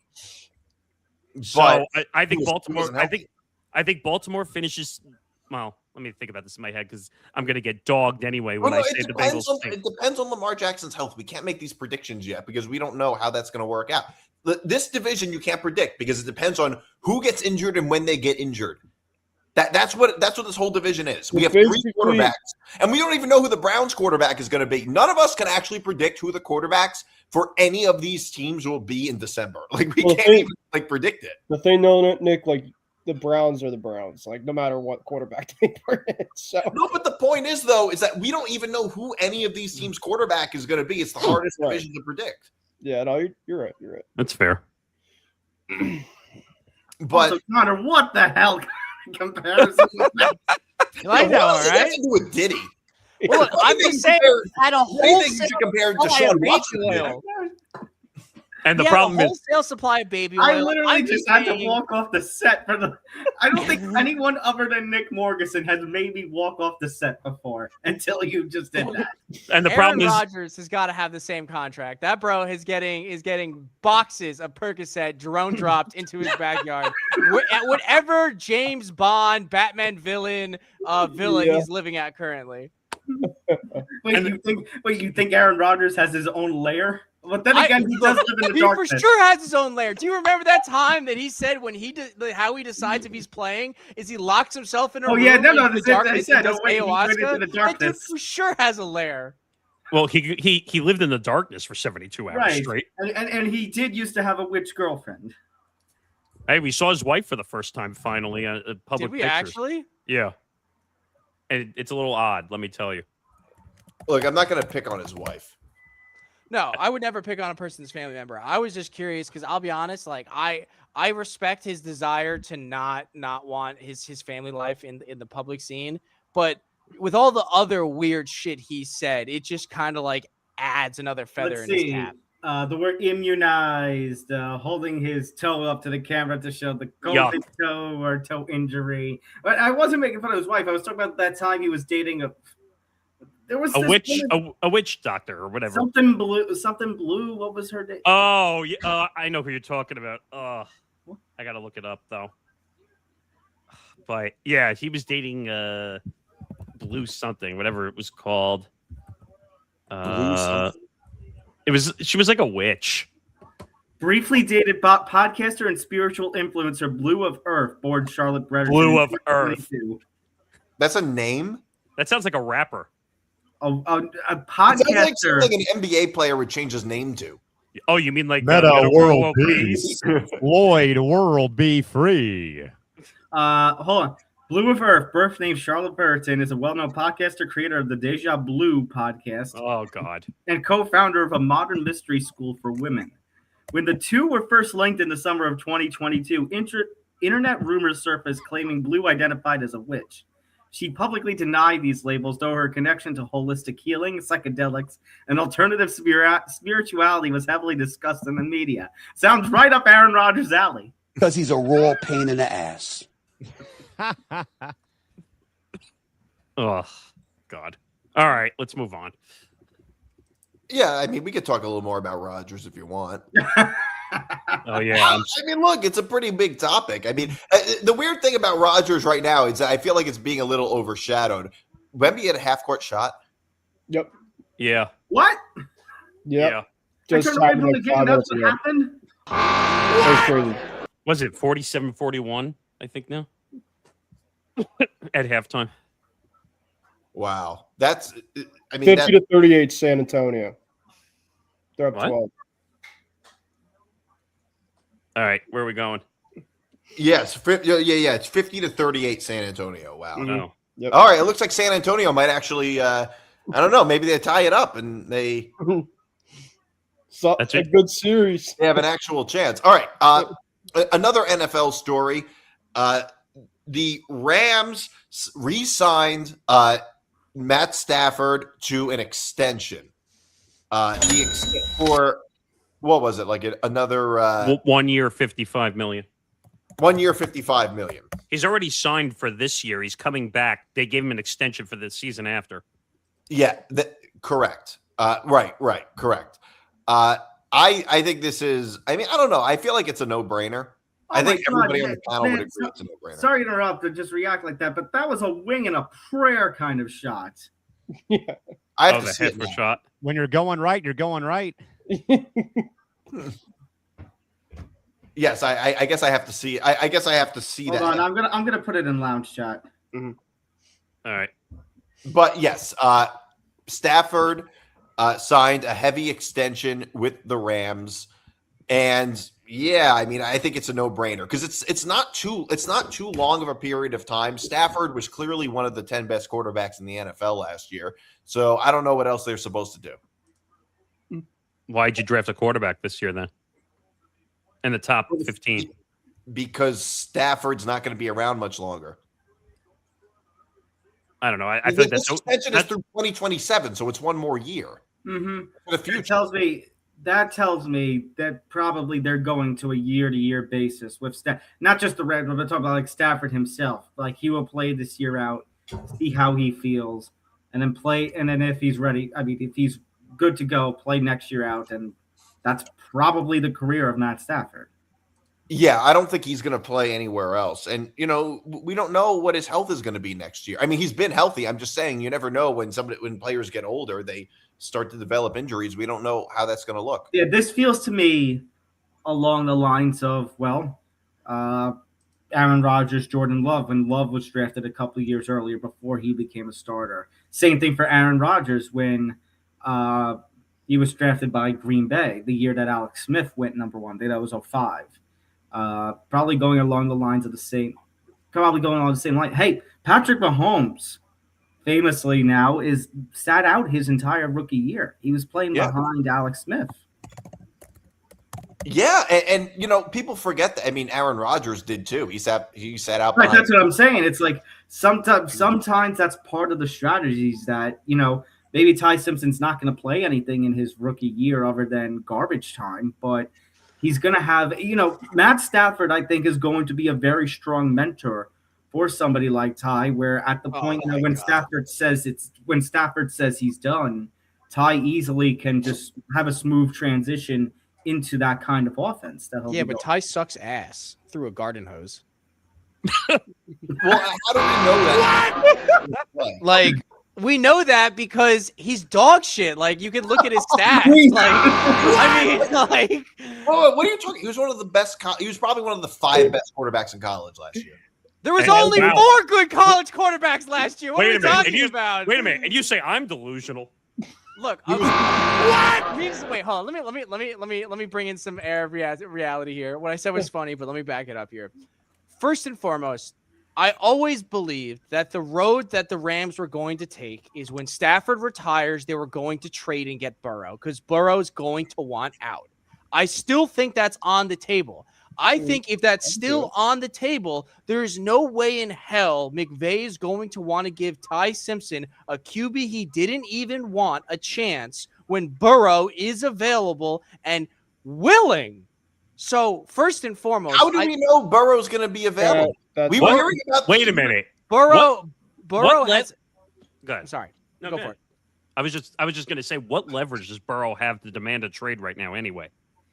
Burrow could pull an Andrew Luck where he just retires because his body can't keep up with it. And in the following season, he's back. I also think that a coach that didn't want a QB, and a QB who got drafted because of his father's connections. We all talk about, Shedeur Sanders' father, Dion, but nobody talks about the PR campaign that went on a tear for Ty Simpson to get drafted. And who was that sports analyst that every chance he got, he kept on talking up Ty Simpson, even when the stats didn't, what was it?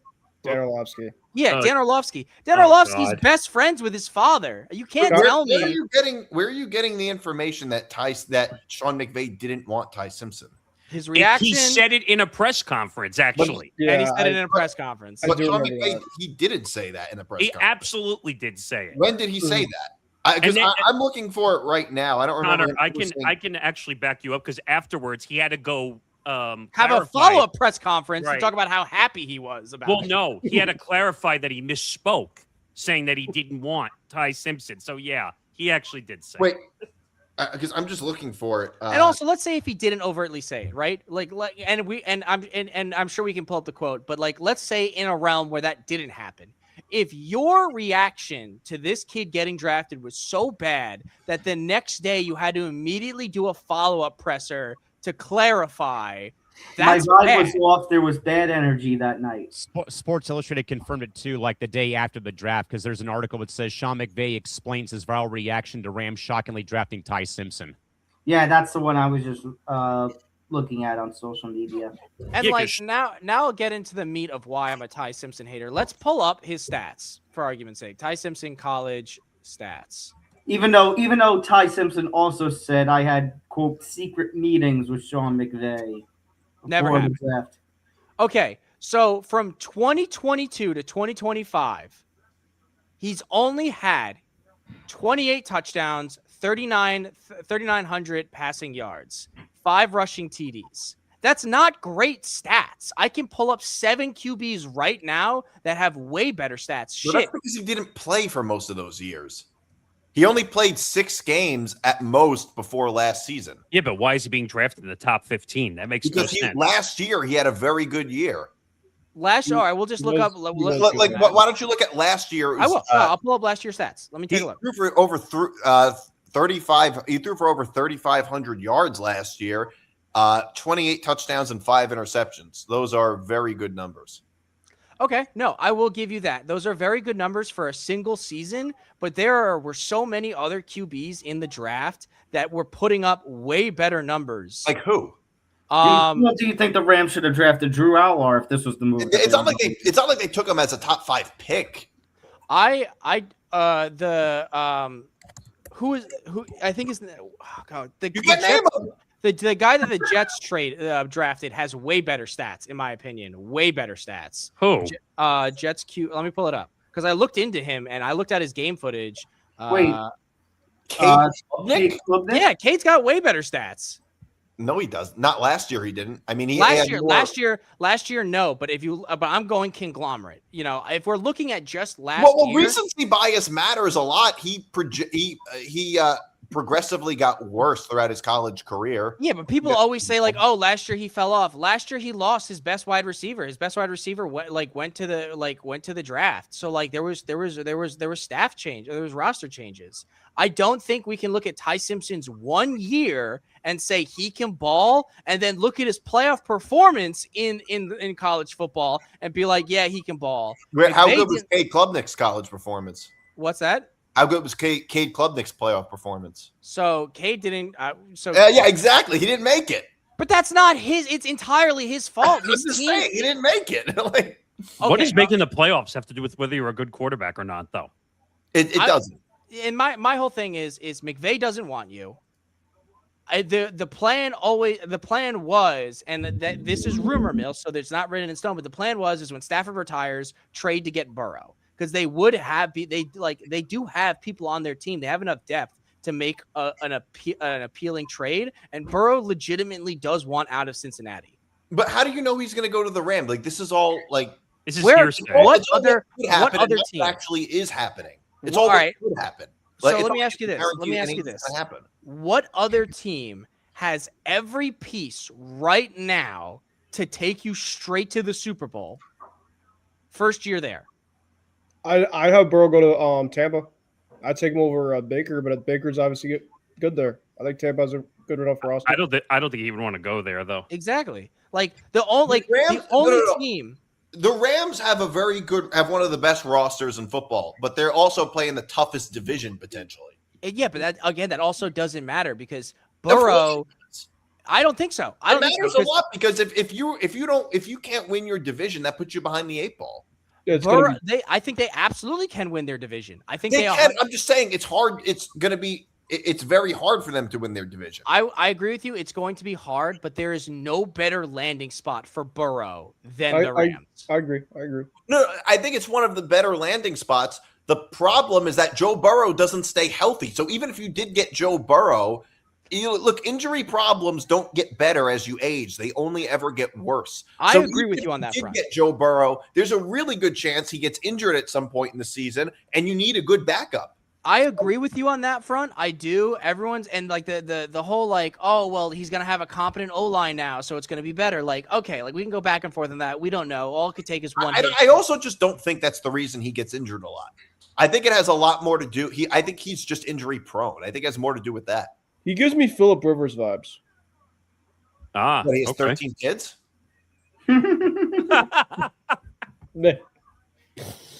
I think Ty Simpson's going to I'm just talking toughness. I think it'd be Rivers as a count. I don't know. I guess in some ways. That's my whole take. I feel like I hate Ty Simpson. I don't think he's a good QB. I don't think the Rams wanted him. I don't think McVay wanted him. But I do think he's going to get traded. I don't think he's going to be the guy after Stafford retires. I mean, look, even if that's true, it's still a smart.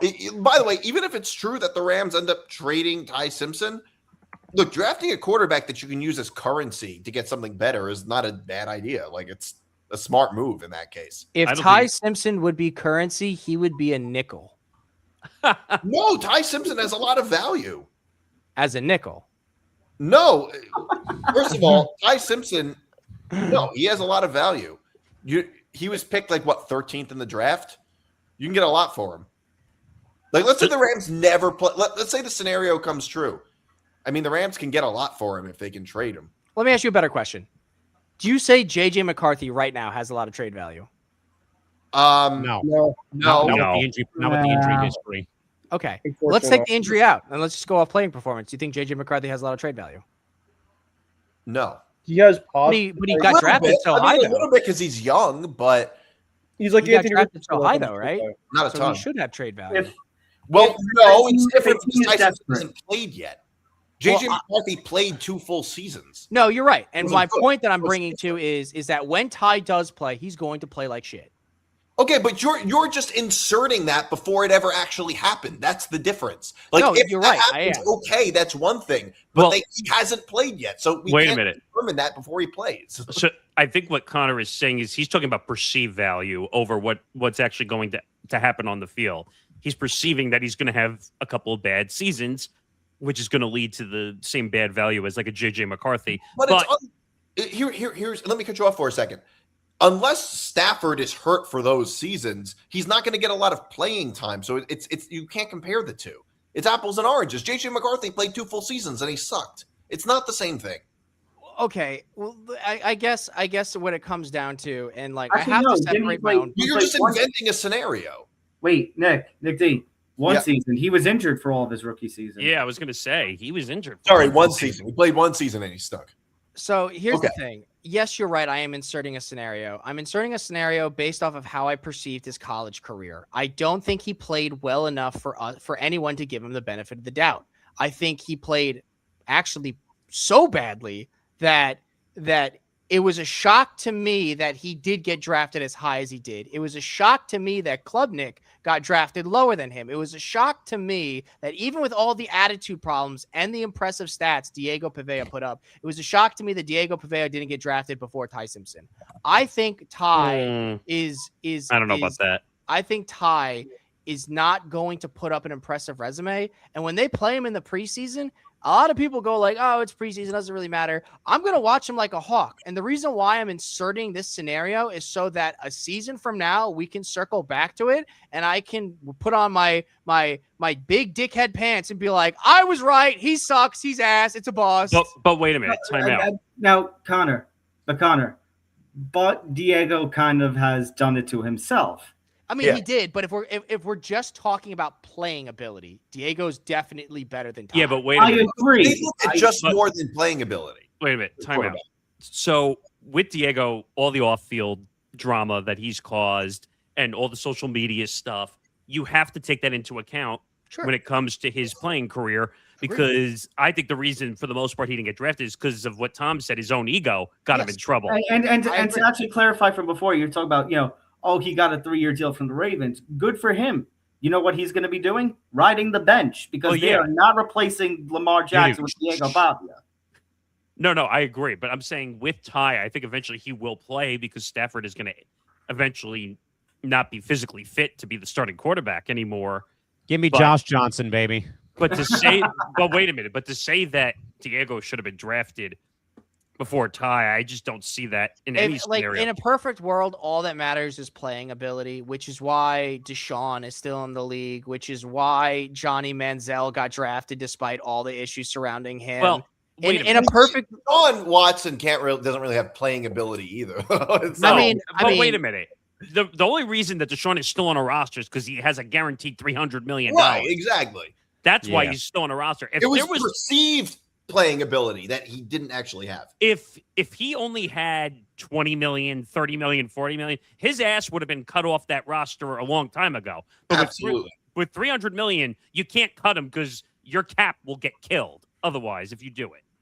My whole thing is we can only go off of stats. Like unless you're beating dogs, hurting kids, or being a sexual deviant in terms of assaulting massage parlor people, I really don't give a fuck what you do. If you can ball, right? What? As long as it's not hurting other people or hurting children or animals, you could be as weird as you want. You could be Mac Hollins. Just be good at the sport. Here's the thing, though. When teams are looking to draft quarterbacks, they look at personality traits. Yes. And because personality traits are a good proxy for how your tenure with a team will actually happen. Well, you had to take that stupid test years ago when you were, what was the name of that? Yeah, the Wonderlic test. And if you didn't pass it, who was the quarterback that got the really bad grade on? I think Lamar Jackson did. But no, there was another one that Richardson? Anthony Richardson? It might have been Anthony Richardson. I don't remember. They are. No, but here's my point. Here's like, and I'll cede the mic back. But in a perfect world, all that matters is stats, right? I say Diego Pavea should have got drafted before Ty Simpson because you're right. Personality does matter a lot, But ask that same question to teams that are in QB hell and they've sucked for the last decade. Do you think they care as much that some guy may be terrible in front of a camera if he's going to give you 30 touchdowns a season? No, actually, I think teams care more than ever about the reputation of their players. I think they absolutely do. Yeah, because the thing is, quarterbacks are still team leaders, and being a very good college quarterback doesn't necessarily mean it will translate to the pros. No. I mean, right. we've seen, there's no better example of this than the real world scenarios. Like the greatest college quarterbacks ever, most of them, or many of them, I should say, didn't pan out in the pros. Yeah. And many of the best NFL quarterbacks ever were not stars in college. Mm-hmm. So it doesn't really mean anything. It's as much more to do with, say, style of play than it does with how good you were in college. I mean, Johnny Manziel was the best college quarterback I've ever seen. But I never thought he would pan out in the NFL. He's just not an NFL style quarterback. I agree with that. I will hold the rest of my judgments. Yes, I'm being prophetic. Yes, I'm putting the cart a mile before the horse, but it will feel damn good when I can say that I was right. And that's not to say I'm gloating. It's just that, like, everything I've seen of Ty, all the stats I've seen, from what I've seen from McVay, like, it just doesn't seem like a good fit. I don't know. I mean, I think Ty Simpson has a lot of NFL potential. I mean, I just with his his the type of quarterback that he. Am I breaking up at all? No, you're good. Oh, I am? Okay. Yeah. I felt like you guys were freezing on me for a second. So okay. I think I'm okay. All right. So yeah, moving on. Hold on a second. I'm sorry. So now there is a push for 10 international games. So the NFL is now getting more and more global. And the question is, at what point does the NFL's obsession with global expansion turn into absolute dilution of the product on the field? Are international games sustainable for a 17-week physical meat grinder? No. You would have to work the bye weeks in such a way that basically you in order to do that, you cannot have it in a way where the team is playing an international game and then they're going right into it and then others get a bye. Like it doesn't work. Not according to Roger Goodell. Eventually he wants an international game every week of the season. I would NFL Europa, damn it. I know. I agree, Callan. Here's my thing. I don't think what Goodell is envisioning for can happen. Agree. Unless, and maybe this is why he's doing it. I'm thinking conspiracy. This is a way in order to get that push for the 18-week season where all teams get the 2 buys. Well, they're already doing that. I think they confirmed they're going to have an 18-week game season sometime eventually. I'm a fan of any and all aggressive expansion by the NFL, honestly. Oh, I would love 10 to 20 years from now, there be, 6 other teams abroad that also contribute to the NFL, because at the end of the day, NFL Europa 2.0. it would be great, because then let's say if that does happen in 15 to 20 years, 80 years from now, when we're all teetering on the brink of geriatricness and we're in and out of retirement homes, we'll be able to watch the USA go against like whatever country. Like we finally are the world champions. Yeah, there is world champions now. And first of all, I don't care about that. You sound like the sprinter Noah Lyles. I was just going to say that. Yeah. First of all, here's how, as far as I'm concerned, if you're the champions of the NBA, MLB, NFL, NHL, you're world champions, because the American sports leagues are, except in soccer, I wish they would just stop using the dumb phrase and just say champions. Okay, that's fine too. I'm just saying you're effectively the world champion if you win the NFL, NBA, MLB. Yeah, you don't even play football in most areas of the world. So I don't know. 3 of those sports have heavy outside. I don't want to say outsider, but heavy immigrant influence. You have the NBA with the Europa League is heavily prolific. The NHL is basically Canadian, Russians, and Eastern Europeans all over the place. And the MLB is like, I don't even want to pull the statistic, but I think I could confidently say without looking at it, 80% Dominican and Latin American. No, so not 80%. I'm willing to put it's over Yeah, half. no, he's not 80% Dominican. What are you talking It's about? over half. It's over half, but not 80%. It's not 80. All right, it's maybe not, it's not more than hyperbolic, half but my Latin point America. still stands that like those are three sports that you can say are international just based off of where talent comes from. The NFL is, for the most part, unless you're the Eagles and you're drafting Usar from Africa, the NFL is predominantly American based. The only forays we've seen out of that recently is a lot of Samoans and rugby players have been getting. We weren't even close, fellas. Per a website called sportslawblogger.com, only about 15% of Major League Baseball players are from or born in Latin America. That can't be right. I don't think that's that can't be right. Well, I believe that with the same authenticity of that Bad News Bear skit where it's a birth certificate with a $10 bill inside written you mean the bench warmers. That was bench warmers. Yeah. So that'll be a show eventually. So approximately, it was supposed to be. It was a parody of the 2001 Danny Almonte. Yeah, about 26% of Major League players are born outside the United States, which is a very high number for an American sport. I thought that would have been higher, actually. Well, yeah, I said 80, but I thought it was going to be. I would have said about 50 to 55. Yeah, no, it's not that high. The majority are American born. Oh, I make all the memes. I'm sorry, I just completely forgot one. I was saying, Latin American this, Latin American this. A lot of Japanese players are now coming over as well. So like, about 6% are Venezuelan, and probably. If you go by percentage, actually, the country that produces the most baseball players by percentage of population is actually Curacao. That makes sense. Because there's about 20 people on that island, and like 5 of them make the play. And 5 of them play ball. Oh, man. I don't know. This aggressive expansion, though, is just annoying. Like, stop adding international games. You're affecting fans who have season tickets. And now you're going to get massive lawsuits because you keep removing games from potential. And it's already happened once with, I think, the Charger fans suing for the Sao Paulo game last year, I think. Yeah. And so what? We added France. I mean, what have we added this year? It's crazy the amount we're of we're adding Paris this year. But again, at what point do we add like Beirut? Well, no, they're talking. I read a report that they're now exploring Japan for an international game for the NFL. All these reasons are why I'm saying if they want this, then they need to get I don't think there was an official agreement. I know there have been plans for such a thing, but they need to get the players, the union. They need to get an agreement in where it's going to be. They got to add another game and another bye week.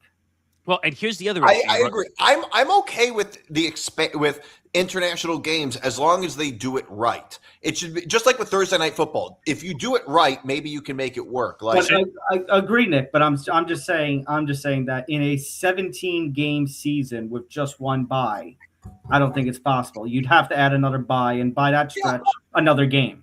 And by the way, Connor, you were talking about the league expanding. I mean, if you look at the league right now, it is the NFL's becoming the NFL and NBA. NBA fits the description too, where the bottom tier teams are unwatchable. They are terrible. And if you expand the league more, you're just going to be watering down the talent even more. Well, this is what happened in Major League Baseball. Now, like half the league makes the freaking playoffs. And are we really going to say half the league deserves to make the playoffs when maybe 4 or 5 teams potentially can win the title in Major League Baseball? I don't understand because like soccer's the same case. Soccer, there are so many fucking teams and so many of them suck, and yet nobody seems to have a problem with it. Because nobody cares about soccer. That's not true. Soccer's the most watched sport in the world. In the world, but we're American. I don't care about the world. Well, I don't know if I agree with that. I don't care about the world. I'm American. Like I'm not an international fan. I'm an American fan, so I don't really follow soccer. But wait a minute. To say soccer's not popular here, no. I'm saying it's not. I would strongly beg to differ for somebody who lives in a market that's got teams. Globally speaking, soccer is the most popular sport in the world. I don't disagree with that. I'm saying it's not. Well, like we don't follow soccer. Americans don't typically follow soccer the same way they follow. I beg to differ because I disagree with that because people in certain markets will wake up at 4 a.m. to watch the EPL like I usually do on Saturday mornings. I'm not saying those Americans don't exist. I'm saying the popularity of soccer in the United States is not comparable to, say, football, baseball, or basketball. Well, no one's denying that because there's numbers and stats on paper. But I would say that soccer has started to climb up the ladder. No, that's absolutely true. But here's the point that we're all ignoring. Here's the point that we're all ignoring. Popularity wasn't what I was talking about. I wasn't saying soccer being less popular. My point is soccer is the most popular sport in the world. And your claim was if we expand the league, there's going to be more dog shit teams, which is going to be worse for the league. Soccer is the most popular sport in the world, and there are dozens of dog shit teams, and it doesn't hurt their watchability at all. Yeah, but there's also different rules for soccer. It's also a completely different sport. Like football is different. Like football, you have really big rosters, and if you don't have a good quarterback, I mean, we've seen it. Like if you don't have a good quarterback, a team with a terrible quarterback can be unwatchable, and we've seen it in the NFL. Soccer, I can't speak for because I don't really watch it, so I don't know. This is my reasoning. I'm gonna pull up a fake chart here. Right, ready? Here we go. So. If the league expands overall, we're going to break down the science of this. If the league expands overall, then there's going to be more money going into football. More money means students and athletes who want to make more money are going to invest in it into college. Colleges wanting more money are going to invest more into football because football is now a much larger sport. So then you can go from you're going to have a lot more college QBs, a lot more college players, a lot more competent college teams because there's money there, which means that when they go to the NFL, there's going to be more players to work in the NFL that's going to increase the talent pool. When you expand a sport, you expand the amount of people playing it, you expand the amount of money going into it. Therefore, there's going to be better players because there's going to be more players. Magically make the players better because all of the extra players that are going to be playing in the NFL with this expansion are going to be worse than all the other players in the league right now. If you make the claim that only 5% of all college players end up becoming great NFL players, I could agree with that. You know, let's just say it's actually less. It's fine. You know, let's say it's 3%. Great. Let's say it's 3%, right? 3% of all college football players end up becoming great, and there's an emphasis. There's an asterisk on great on what you view as great. I mean, let's say 3%. Percentage of college football players ever go pro. If you increase the amount of college players in a pool, that 3% that goes to the NFL becomes larger. Mathematically, it has to.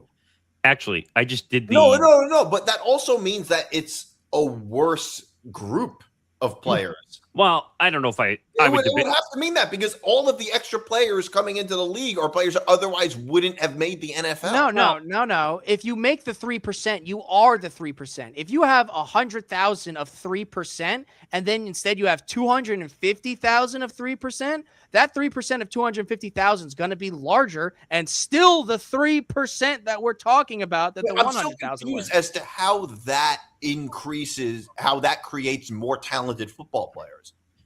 It's quantity. It's quantity that then begets quality. If there are more players playing, there's more of a chance for a player to develop and become a 3%. Well, I think what he's saying is that the bottom number, when you're looking at a fraction, because I think that's the best way to look at it, the bottom number is growing, but the percentage is still the same regardless of what the bottom number is. Yeah. And so at the end of the day, 3% of 250,000 players is more than 3% of 100,000 players. Now, I just looked this up. So it says that 1.6% of college football players ever make it to the NFL. What percent you said? 1.6%. So the number is actually even smaller, actually.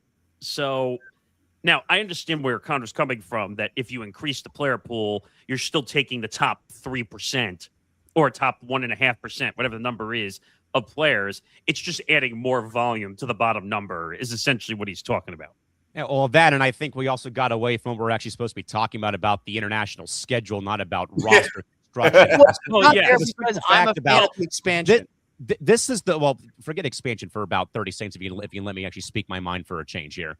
The problem I think that we have here, though, when it comes to sports going overseas, you need to go to a place or places in general where the game is not that well known. Like, for example, taking baseball to Mexico or the DR or to Japan or Korea doesn't move the needle for me. Like when they went to London, that was perfect because London, all they have is, England and Europe, all they play is cricket. They don't really play baseball over in Europe. If you're going to take American football somewhere else, like I don't mind where they've gone though. I think they've done it basically about as right as they could though. Mexico City, where, the game has grown a bit, going to Brazil, maybe go to Argentina. Maybe you go back to Japan for the first time for a game since like the 90s, I think, when they had a couple of exhibition games back there, or take it over to where you had, NFL Europa League teams like they had with Barcelona, Madrid, Scotland, go to Ireland as they are, maybe go to Dublin as we've seen college football do, for example, with those games in Dublin. And, the Saints going to play,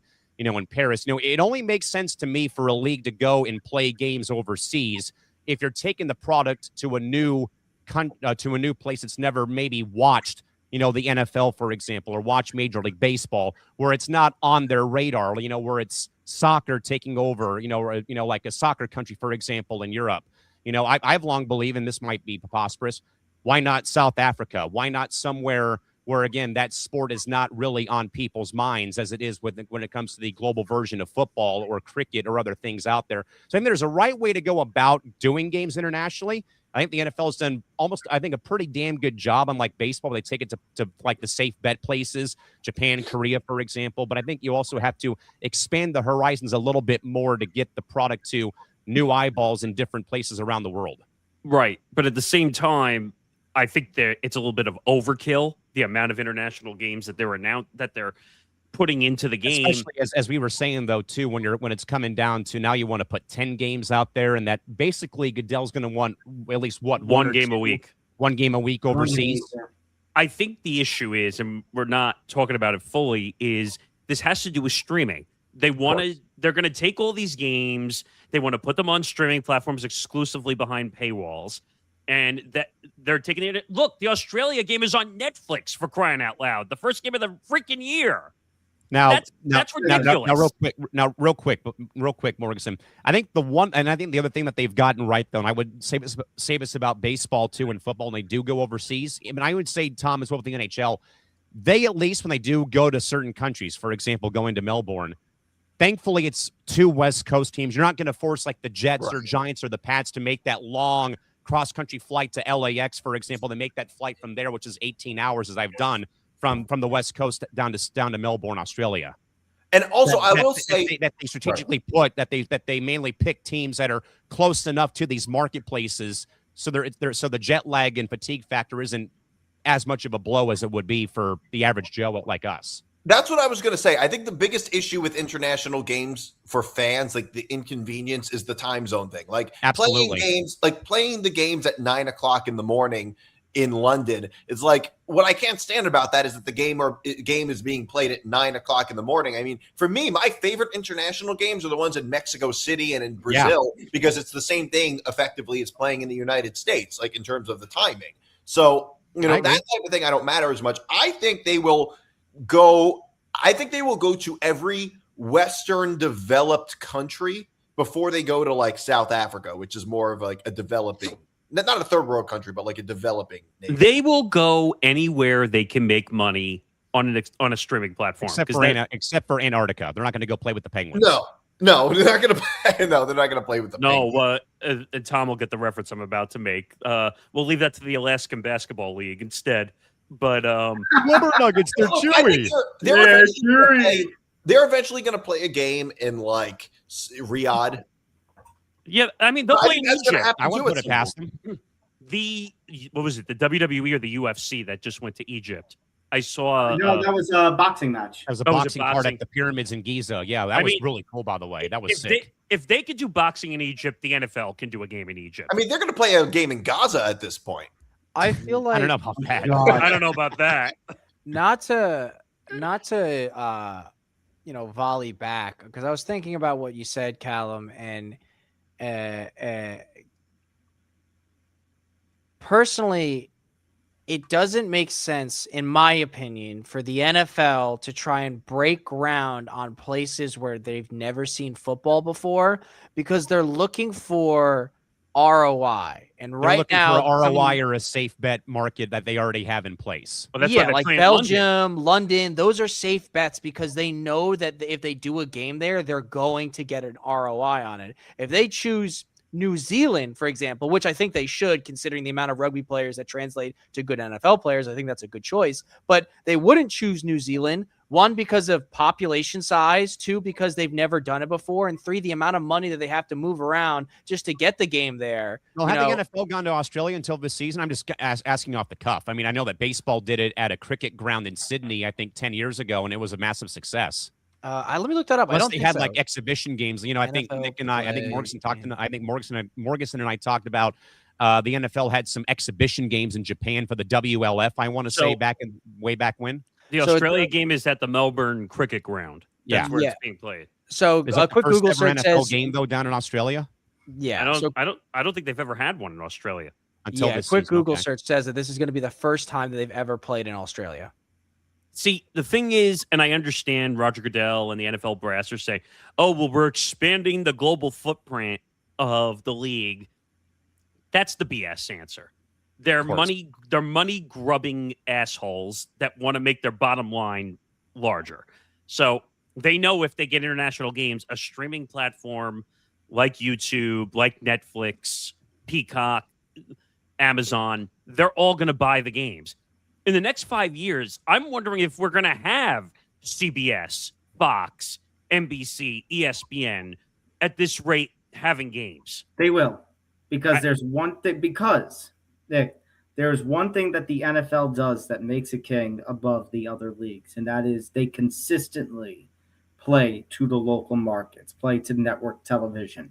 That is why NFL consistently has the biggest ratings in sports. That is why the Super Bowl is almost always the number one watched television program every single year. It is because the NFL knows, and that is also why when you have these international games or you have the Thursday night football, the streaming, they always make sure that a local affiliate, a local station is carrying the game. Well, legally, yes, they have to. They don't have a choice because it's not fair to the local market. Okay, but you can't say that doesn't help them in the long run. And I think they realize that. No. I agree. But I'm saying I think within 5 to 7 years, I wouldn't be surprised if mostly streaming has taken over at the NFL. And you know what else the NFL got right? And I won't say another good thing about this league because they've been gone for 9 years from my hometown. Lifting the blackout rules when teams won sell games, that was also a massive, massive W for them. Because, I mean, guys, look at all the hurdles that you have to jump through if you're a baseball fan. You know, as Morgasen knows, that he can't watch the Yankees on YouTube TV, you know, and that you either have to have a cable package or buy the MLB.TV package to watch the Padres here because they're one of the 15 teams who lost their local or have to buy TV the deals. damn Gotham app. Or you have to buy the Gotham Sports app, exactly. Which I'm not going to spend $150 or $200 for, but it's true. The NFL does a good job of playing to local affiliations, especially like when they do Thursday Night Football, which is on Amazon, and they have the 2 local affiliated feeds for both of those teams. But the one case and example I will give, and then we can move on from this, look at what's happening is now the NFL is redoing their media contracts that are 2 years in already when they still had like another 3 years left. You see the amount of money that the NFL is trying to double or triple their value on contracts, and the only ones who can afford that are Google, like I said, Amazon, Netflix. They're the only ones that can really apply to that in that sense. And also, Morgasen, I think this happened last Sunday when the Padres were in Seattle. The game was supposed to be only on Peacock, but I think because the NBA playoffs for them had ended, the game ended up getting flipped from a Peacock game to both the local NBC game as well, or a nationwide NBC game too. Well, that had to do with because the playoff series was over, technically for the NBA, but it is what it is. My brain is hurting from this topic. Speaking of my brain hurting on this topic, when the lights go down, the deep dives begin. Join Callan McClurg for Callan's Cranium, airing Wednesday at midnight Eastern, 9 p.m. Pacific on Tuesday nights. This is a late-night journey into the psychology, the strategy, and the fascinating oddities of the sports world. We explore the angles others miss and the stories that define the mental side of competition. If you're looking for a perspective that stays with you long after the final whistle, Get inside the cranium every week, only on the Empty the Bench Network. And make sure to subscribe to our YouTube channel, youtube.com/ETB Network. And as I said, Callan's Cranium, midnight Eastern, Wednesday, 9 p.m. Pacific, Tuesday. Yeah, we're on that time zone change when it comes to that program. But thanks to those who tuned in though for the first episode on Tuesday. We'll do it all over again this week at 9 p.m. Pacific, midnight Eastern. All right, gang, we'll wrap up here for the final hour of the program. Over with some baseball news today. Again, some more injury woes affecting some teams as late May does in fact come in, though. But as we stand right now, the Dodgers, Brewers, the Braves, along with the Athletics, Guardians, and the Rays are the current division leaders as we enter towards Memorial Day Monday. With that, though, in mind, Nick DiMartino, as we do, in fact, hit late May, which high-profile team or team in general is currently masking a fundamentally broken roster, and also whose early season injuries is officially fatal to their pennant hopes right now? Obviously, I think you can start with the Mets if you'd like. Well, I would say the Mets, although I don't think that's the reason that they're not making a pennant run. Like, sure, injuries don't help, but that's not the reason they're as bad as they are. They probably wouldn't be making a pennant run anyway. If you it's hard to look at the league right now because, first of all, the NL and AL are both just wildly different. Like, the NL this year is much better than the AL. In terms of injuries, well, who would you say the most injured teams would be right now? I mean, the most injured teams right now probably would be the Mets. Who's more injured than the Mets right now? Probably no one I can at least think of. Yeah. Who in the ML, who in baseball right now is really that injured? I mean, I would say the clearest path would be the Braves because they play in the easiest division. They're just dominating the division. Although the Phillies are catching up. They made a run since they fired their manager. But yeah, I guess that's kind of hard to say. But the only team I can think of is the Mets. That's the high profile team, although they're not really masking their broken roster. They're not doing a very good job masking it. Especially playing against these easy teams they've been playing. If there's one team that can answer the question, it'd be my Padres, who are somehow, some way 31-21, 10 over 500, with a depleted starting rotation. No home runs still yet for Fernando Tatis Jr. Manny Machado hitting a $171 entering the game today, and somehow they have managed to get to right the ship out. And despite losing to the Athletics today, they're still 1.5 back of the Dodgers for first place right now in the National League West Division, where, again, that division now has been a 3-team race. LA, San Diego, now Arizona's creeping up. The Central's been very good in the National League. And as DiMart alluded to, though, about how the East in the East has been very rough to watch, though, too, with how that division has spiraled out of control. The AL Central is also, again, out of control once again.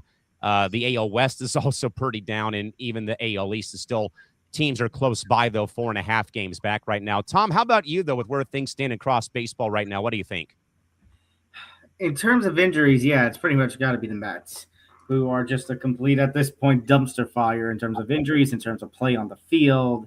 Calling up all their top prospects now to fill the voids. Right. It's just it's a situation where everything has gone wrong, and now they're about 10 games under 500. If I can point out maybe a player who is, not a team, but a player who has been absolutely disappointing for the first 2 months of the season, Cal Rowland. Yeah. Absolutely. What the hell is going on with him? A 161. That slump was massive, by the way. And on top of that, he got hurt, though, too, last week with the bad oblique. Yeah, that too. Getting hurt with that. I'm very interested to see what's about to happen to the Blue Jays now that Vladimir Guerrero got banged up in yesterday. And Dylan Cease left his start early on Sunday as well. Yeah, so I think the Blue Jays are headed down that path right now. 25-28, 6 games behind the Yankees for second place in the American League East. Yankees are an interesting situation that they just got Cole back. They just got Rodon back. But they just lost their ace, too. What happened? They just lost their big-time pitcher, too. Yeah. The point I was going to go to the Yankees, though, when we're talking about just play in general, is the bullpen is ass, though. Oh, big time. Yeah. Not agree. We keeping a buck right now, we ass. Exactly. Thank you, Cam. Thank you, Cam.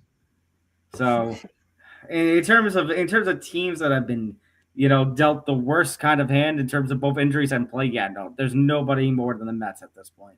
But I don't think the Mets have been dealt a bad hand as much as they're just bad. I think they're not. Okay, no, that's my point. My point is, I think you can answer both the injury question and the lowest flawed roster team ordeal with Soto getting, Soto being injured at one point. Bichette is not limited to that contract whatsoever. The rotation is a mess. The bullpen's been very much a mess.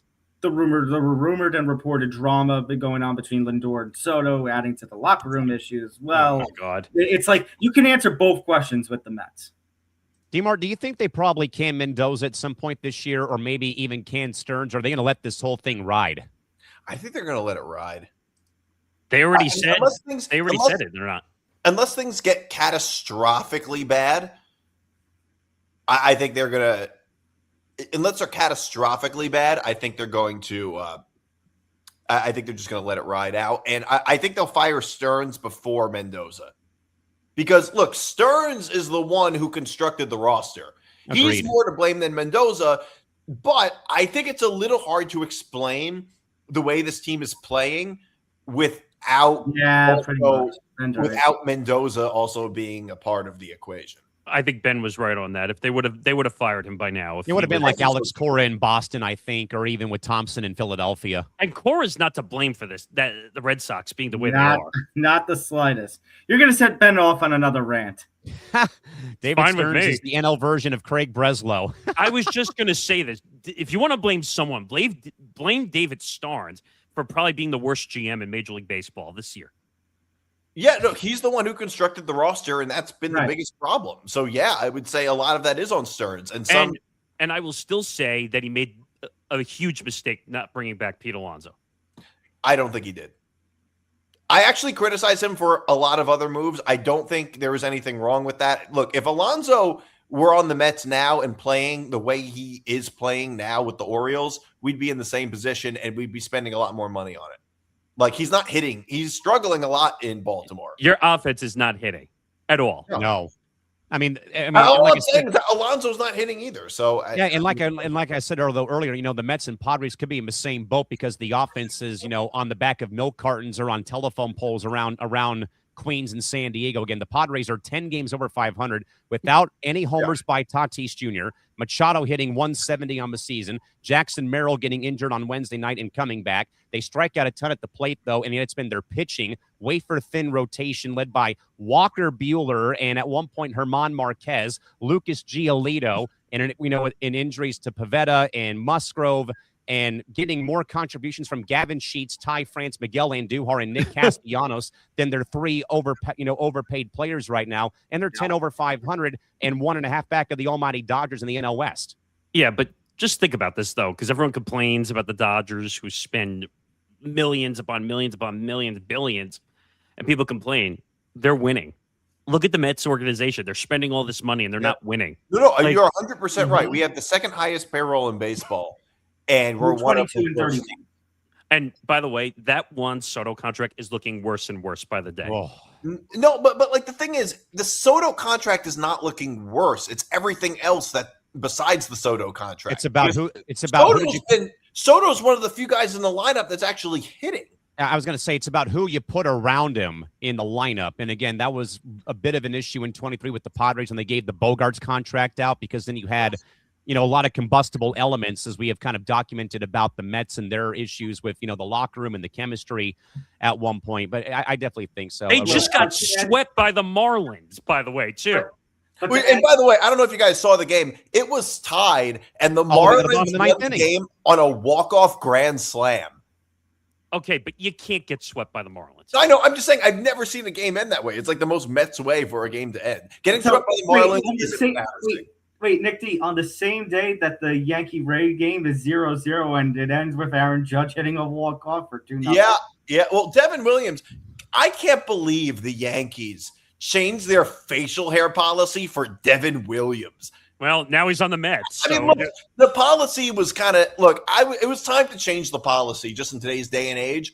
But for Devin Williams. I mean, come on, that's embarrassing. Ben, I'll get to your question about Tatis in a minute. I want to get to Connor or at least get to Nick, and then we'll get to Connor here when Connor gets back.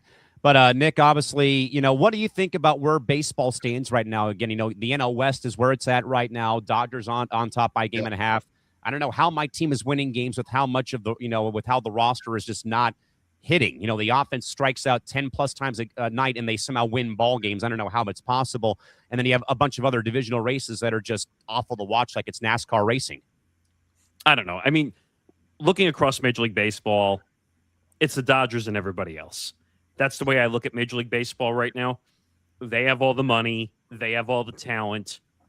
But you know what? They don't have all the money. They have the money and they use it wisely. The Mets have a lot of money too, and they don't use it wisely. They have the highest payroll. I would say the same thing about the Padres, sadly, over the last 6 years. I think, don't the Dodgers have the highest payroll in baseball?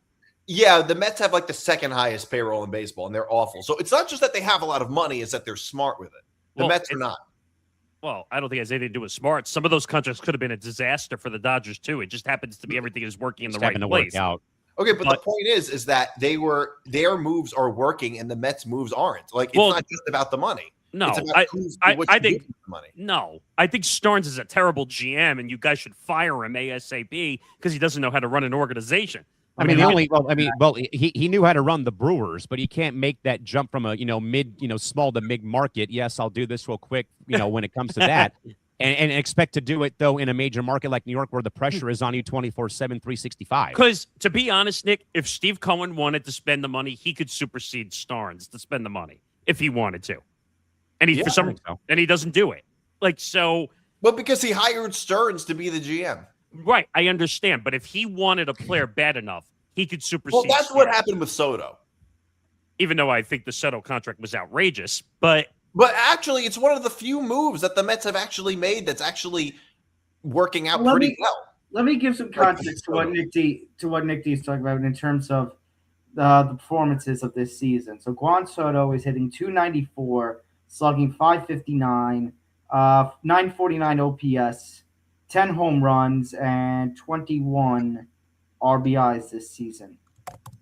Those are really good numbers. I mean, it's good, but no one else is performing around him. I was going to say, that's one guy amongst 8 other bats in that lineup, and it's been. But the point I'm making is the problem is not Juan Soto. The problem is everybody. The only person with a higher batting average than Juan Soto in this season is a guy who only has 20 at-bats in the entire season. And that's which wouldn't qualify for anything. But at the same time, look, the Mets are not going anywhere this season. I just don't see it happening. Their pitching is invisible. They can't pitch well. I think Frank the Tank's going to have a heart attack halfway through the season. The problem is more they're hitting than they're pitching. They're not scoring runs. Offensively. Yeah, but you have to work around that. You have to pitch and hope and try to win games. No, I agree with you. What I'm saying is that the problem with the Mets right now is more they're hitting than they're pitching. They're not scoring runs. Yeah, and that went to my point about the Mets and Padres are kind of intertwined. They can pitch but they can't hit. Them bench guys, their ass. Yeah, bench guys change the lineup up. I mean, look, I don't like the Mets rotation very much. I don't think it's very deep. Some of the pitchers, some of the pitching has not been good. Devin Williams is not having a great year, similar to what he had with the Yankees last year. Yeah. David Peterson has been terrible. It's been hot garbage. Nolan has been reliable. Nolan's been pretty good. Yeah, but that's one guy. No.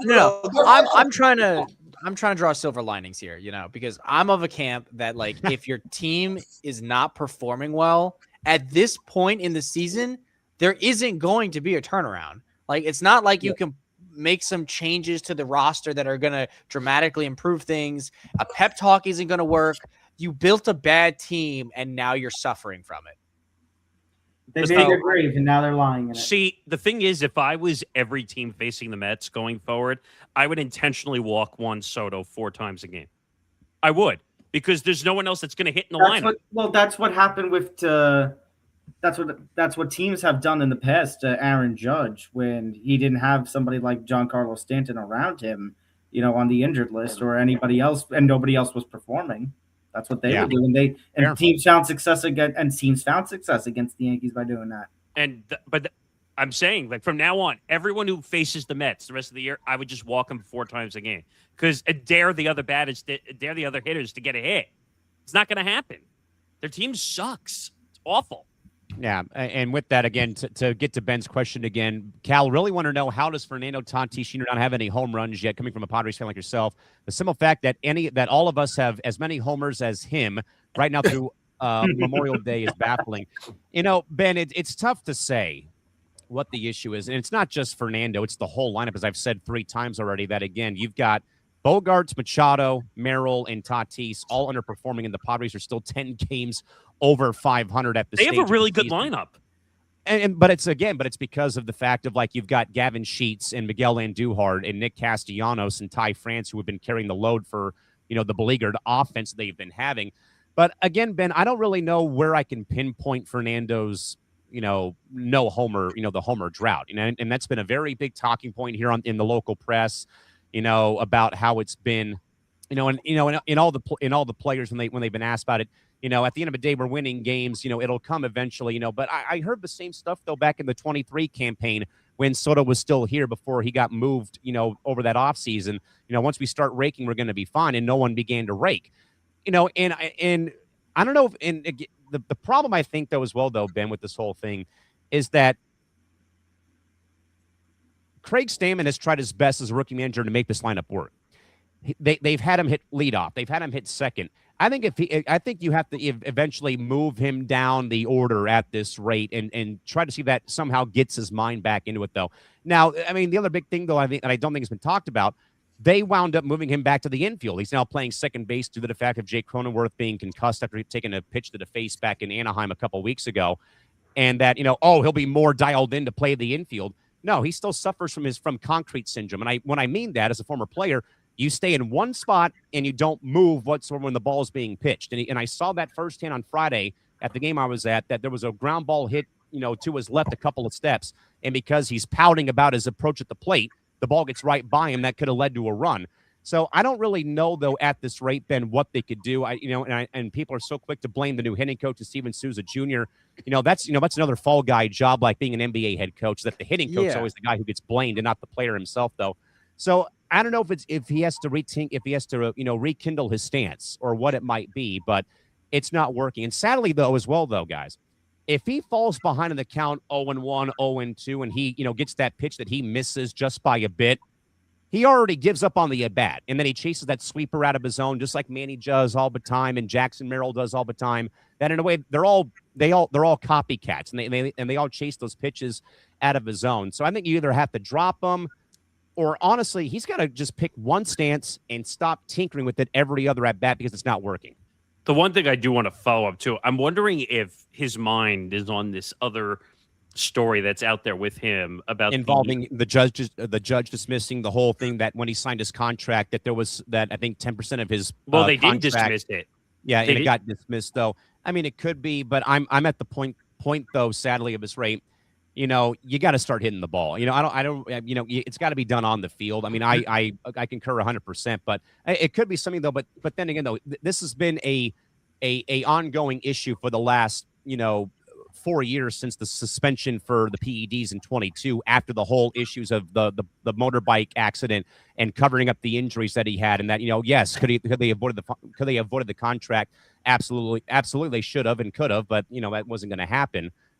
By the way, if Tom remembers, that led to an all-time clip on our show when I said about the contract of Fernando Tatis Jr. Do you remember? Oh yeah. Because I and Cal, I mean, you're the Padre fan here, but I had said at the time when he got in the motorcycle accident that the Padres should have cut his contract, tried to get out of it. Yeah, I mean, there were a lot of people who were saying that too. I wasn't of the belief of that because you're a young, immature idiot, as we all were at one point, being that age, and you do stupid shit, and that comes with consequences. And I think after having the closed door meeting with ownership and with the GM, that this is what actually happened and stuff of that nature, and again, Peter Seiler was, probably way more forgiving than he probably could have been. God bless his soul for what he did, though, for making the Padres what they are, though.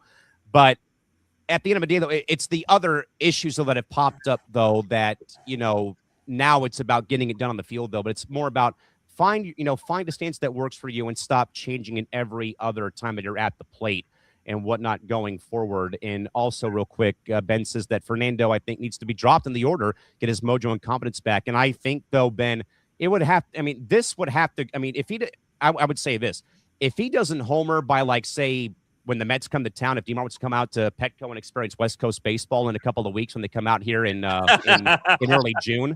Dude, you're assuming I have time and money on my hands, you know? No, as often as you go to Vegas to go and put down some unnecessary wagers. That's true. That's a good point. But I think, though, as well, though, Ben, that you have to, desperate times call for desperate measures.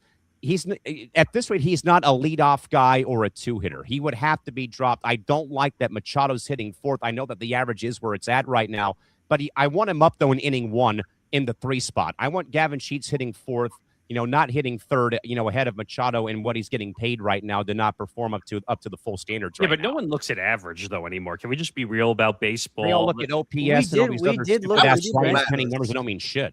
Yeah, we Nick, mentioned this recently. Average people don't look at average anymore. Not as much, but it still matters. I think if you can hit 300, you're a valuable player because not many players can hit 300. They care about whether you're driving in runs. They care about OPS and launch angle and exit velocity. Yeah, they don't care about average. Look at Kyle Schwarber. He's the perfect example of that. The guy homers, hits 40 to 50 homers, drives in 120 runs. What is he hitting? And he also strikes out a lot, though. Right. It's funny you mention that because me and Nate on Unnecessary Wagers were talking about this just recently. That like nowadays a good batting average is like 0.25, 0.27, 270, not like it used to be. Yeah, and like whereas before, like 15, 20 years ago, for you to be good, you had to be above 0.3. Now, I personally believe, this is just me speaking, I personally believe that the lowering of what's considered a good batting average is indicative of just the rising talent we see in pitching across the board. You're seeing a lot of dudes throwing a lot more heat. There's a lot more science behind constructing a pitch, resulting in a lot different, different pitches that we see. I'm of the belief that like a slider or a changeup of today is not the same slider or changeup you saw 20 years ago. And you're not wrong when you got closers like Mason Miller who throw 104, then their sliders at like 97. That guy's a beast. That's something that kind of pisses me off though. Like, not to jump on a tangent, like I understand you want your closers to be fucking elite, but if you got a guy that sits 101, 102, why are you closing with him? Start him. Like, well, he already was a starter with the Athletics and then he blew out his arm the first time. Yeah. So then you have to make the safe bet, much like as Ben has asked me too about if the Padres might get a Aroldis Chapman, who was also a starter and threw so damn hard. I wouldn't. They had to move him to the bullpen. I don't know, Ben, what really the capital we have left down in the farm system. There was some trade of like 2 minor league pitchers for him. Can I get some starting pitching help maybe with the uncertainty about my man Joe Musgrove, former teammate of mine, and also with Pivetta? I'd rather have another bat in the order or starting pitching more than another. You guys need Scooble in the worst way.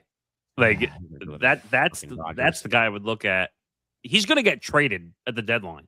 Yeah, but Tigers, man, they have fallen off the face of the earth too. By the way. Oh yeah. My goodness, and then him having the surgery doesn't help the cause though either. No. Well, I think that they won today.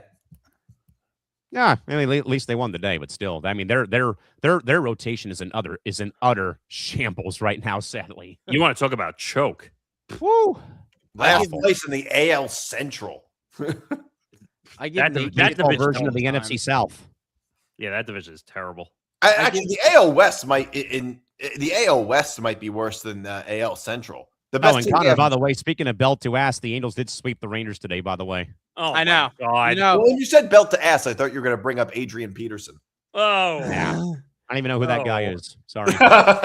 You don't know who that is? I feel so bad for Nate, like, speaking of just, like, how you need help in the pitching box.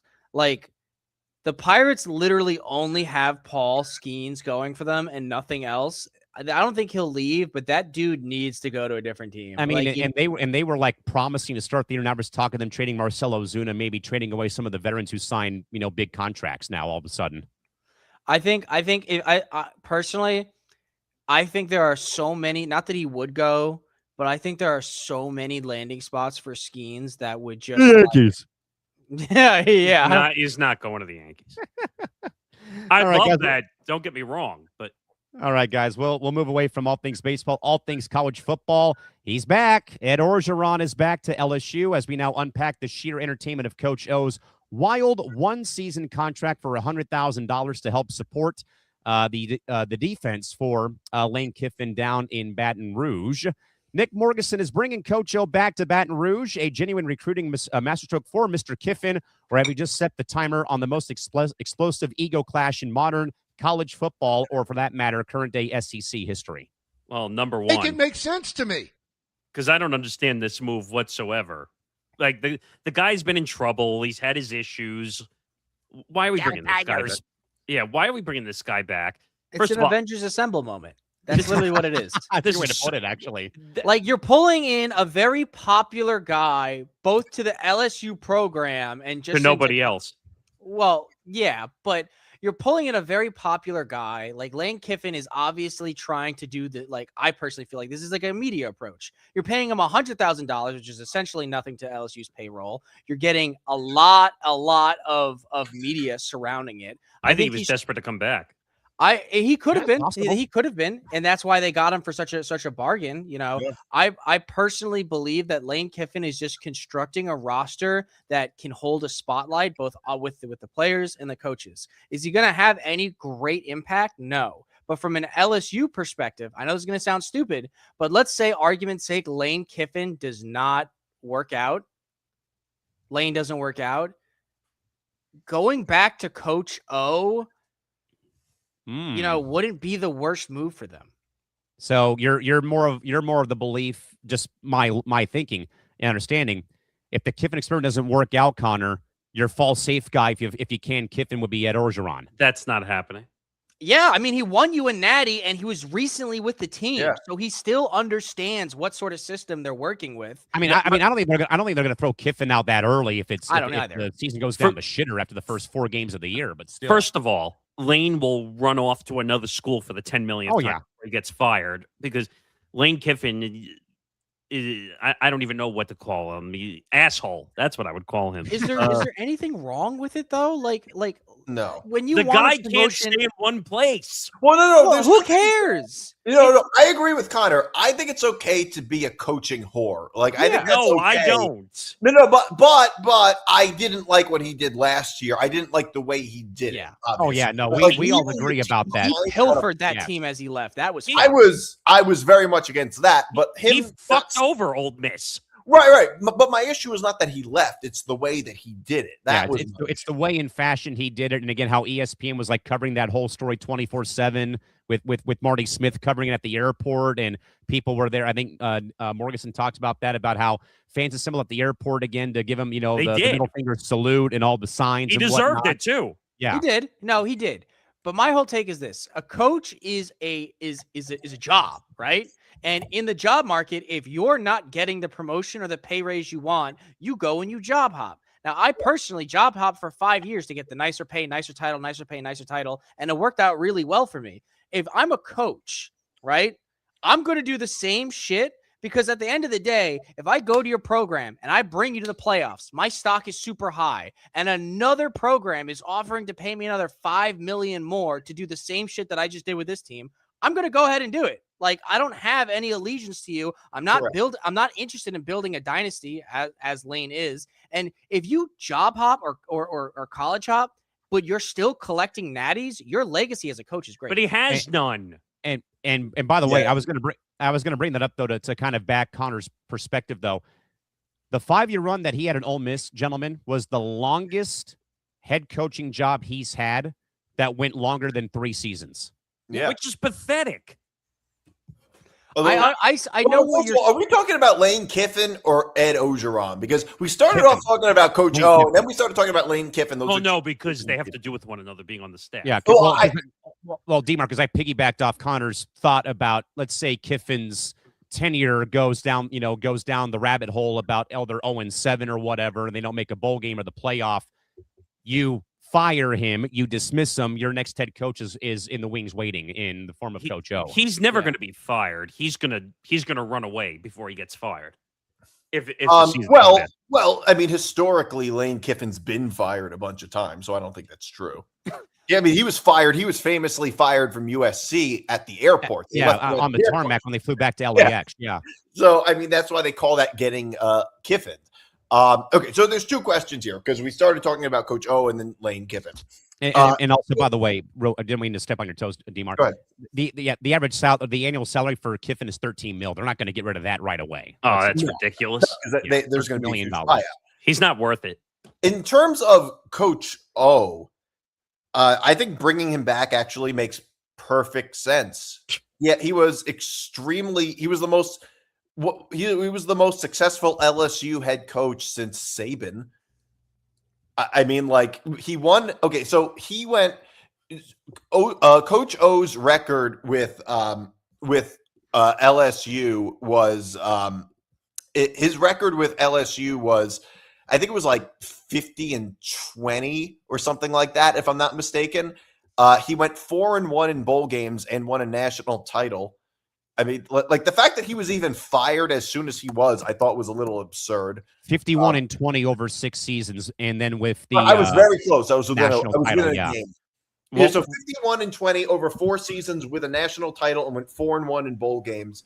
That's a really successful tenure. What about the off the field stuff? Yeah. What did he do off the field? He was involved in scandals, controversies, personal behavior. I mean, he was involved. Well, I think apparently he tried to like. There was. He had a Title IX scandal. First of all. Hold on. Let me look that up. There was a Title IX scandal. Right, because it was that he allegedly ignored complaints of sexual harassment and misconduct against players. Well, that's going to get you fired. Well, the good news about that is that he's not the head coach, so he's not in charge of all that anymore. Okay. Are you really going to play the game and say because he's not the head coach that it's okay? Well, no, that's not what I'm you're saying. Judging past actions off of his current responsibilities. Right. I'm saying he doesn't have the same responsibility that he did then. So by the way, I also will say you have to also and this is not forgiving him. I'm damning him. I want to make that clear. You're a bad football coach if you are intentionally obscuring crimes that your players are committing, because it's only going to overall harm the program as a whole. Forget the season.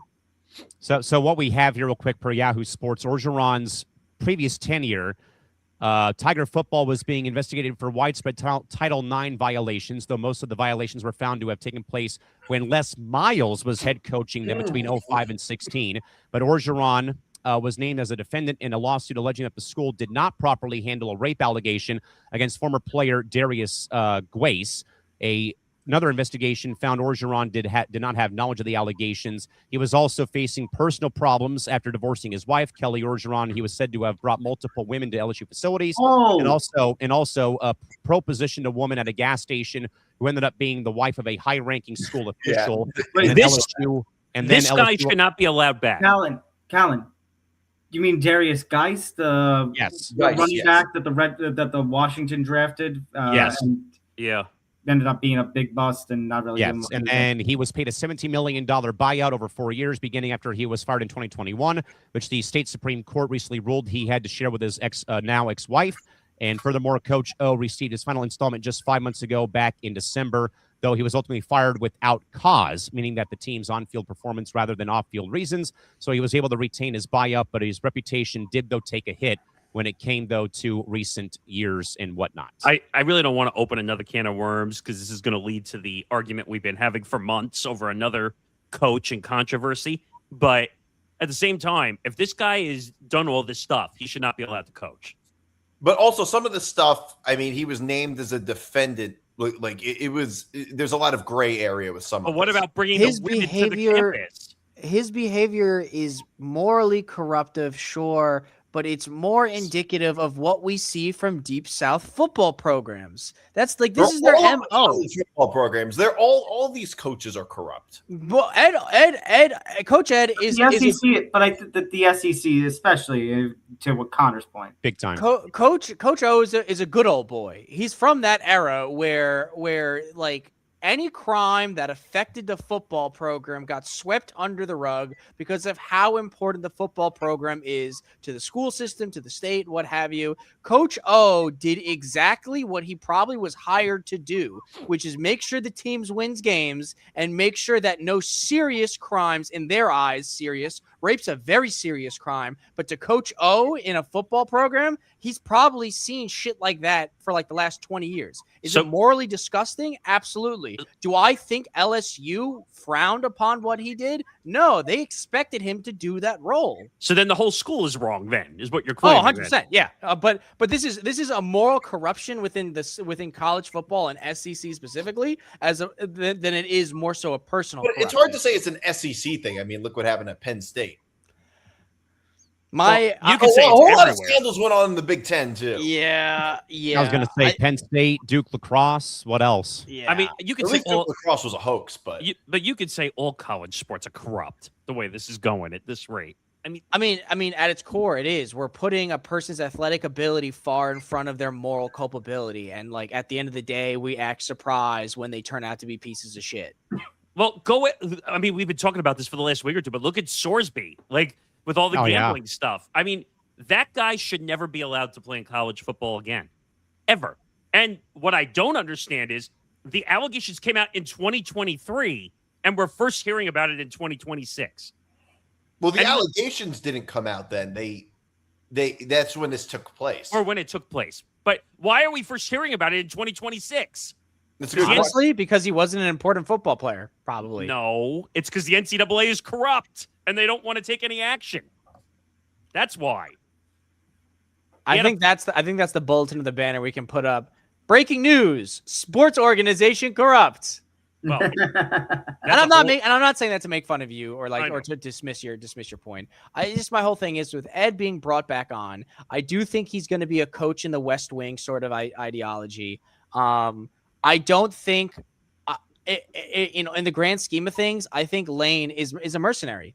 He's going to perform for 1, maybe 2 seasons, get a real good shot at a natty. If he doesn't get it, he's gone. If he does get it, he's gone anyway because his stock is even higher now. And LSU's happy because at the end of the day, okay, Lane's gone. We still have the program he sort of built, and we have Coach O again. So it's like, for all intents and purposes, everyone here is shaking their hands and walking away with the deal that they're happy with. And then Kiffin winds up at UCLA. Yeah. The one thing I will say, and the show I'm about to make reference to, I hate completely because of all the reality, but Lane Kiffin reminds me of The Bachelor, where basically he goes on all the dates with all the potential candidates, finds the ones that he likes the best, whether they're attractive or they have money or whatever, and that's when he decides, I'm going to go play. But if it doesn't work out, I'm going to kick them to the curb like a bad habit, and I'm going to keep moving on down the line. That's kind of what college football coaches in general do, though. That's not exclusive to Lane Kiffin. No, but it's like you said before. He's whoring out to everywhere. Like, speaking I don't think you can't compare jobs though to sexual relationships. Like, it's just totally different. What is it?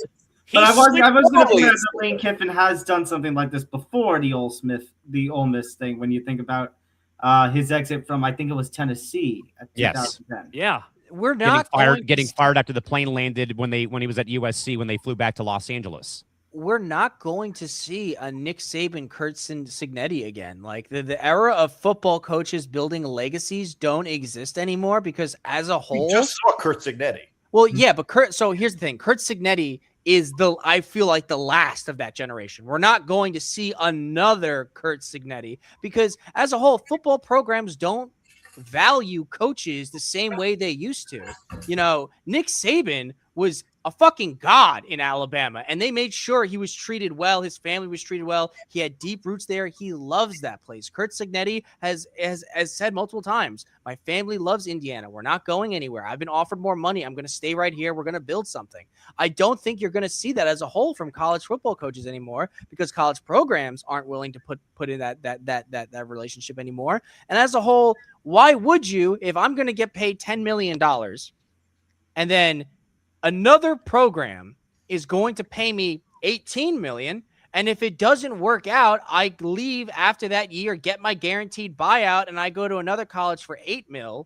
I lose $2 million from what I was making my first job, but how much I'm making from that job that I just left more than adequately compensates it. You know, money wise, you're safe. Your family is safe. There's no legacy to build. You're good. Well, first of all, we don't know what Curt Cignetti is going to do. He just got to Indiana 2 years ago. He was just on his third season. Well, he had a presser about it actually at the end, like towards the end of the season, where like in the playoffs, where he openly admitted, he goes, "I was offered a lot more money to go coach elsewhere just recently." It was reported that he was looking at the Steelers job possibly as that opening was coming up. Well, that was just another one of those John Gruden type rumors where it's like I've heard it from multiple sources saying that I don't think he was ever going to take it. Let me be clear about that, but. If he wanted that job, he probably could have had it. Yeah, in Indiana, he's like a god.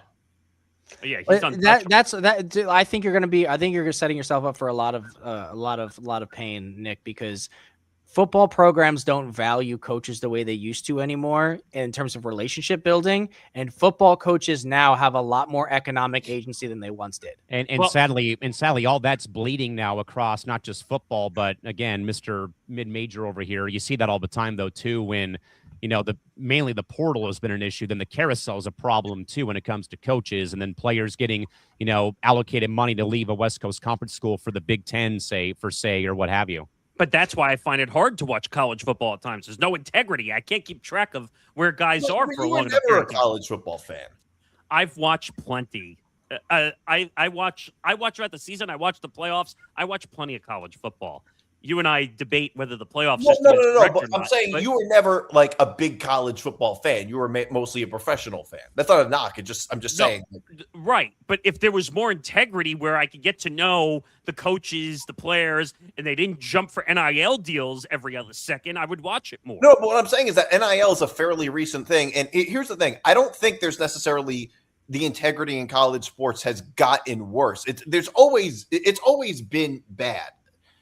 Even before NIL, that was obviously. Yeah, I think it's only gotten worse. And I say this again as someone who's done 9 years of D1 athletics in a mid-major conference like the West Coast Conference.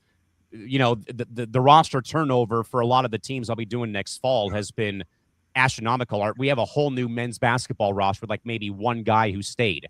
Women's basketball has massive turnover because they've all left to go take money at Indiana or at some big program, or they've gone to other, good, other programs that are mid-majors in California, for example, I see it probably a bit more, not to, not say, hey, I know what I'm talking about, but I see it though firsthand all the time though, when I see all the athletes who play here make their, I'm moving on to Nebraska for volleyball. I'm moving on to Penn State for volleyball. I'm moving on to, again, it's the sports that no one else cares about on this show except for me, but that is a problem though when it's a university like mine, where again it's so hard to get in. You've got to maintain, a GPA of over 4 to be eligible to play, and tuition's about $70,000. And you're playing in a conference that was long ruled by Gonzaga for the last 30 years until they finally left. But don't you think it's also a problem for players? The old system was also a problem in different ways. I mean, but there wasn't as much a leverage in that scenario. There wasn't much leverage. I think they're here's an example I can give you. Junior Seau, God bless his soul, missed his freshman year at USC because he failed the SAT by like 2 points. And California had Prop 48, so he had to sit out 1 year before he could actually play for the next 3 years, just as that example. Yeah. And he used that whole time, though, to get himself into game shape. And then look where he ended up going to. He ended up getting to Canton. And there was no jumping early at that time. Well, here's the thing. Players are getting you were more allowed agency. You were allowed the one free transfer, and then that was it. Then you would have to sit and miss time, though, of the last, But I'm saying you don't see guys jumping early out of college like they do today. Right. Players are getting more agency, and I know it's shaking things up. I know people are mixed for it. I think it's only a good thing. Is it making football more mercenary-like? Sure. But at the same token, sports as a whole is going to evolve. The problems it faces are going to evolve. Like a problem that I think is crazy right now in college, in college sports is what's happening with college basketball. You have motherfuckers who were in the fucking G League coming back to play college basketball. Yeah, I'm with you 100%. And G League players should not be allowed to go back to college. I saw that firsthand this season with Santa Clara because they had a guy who played for the Delaware Blue Coats on their roster.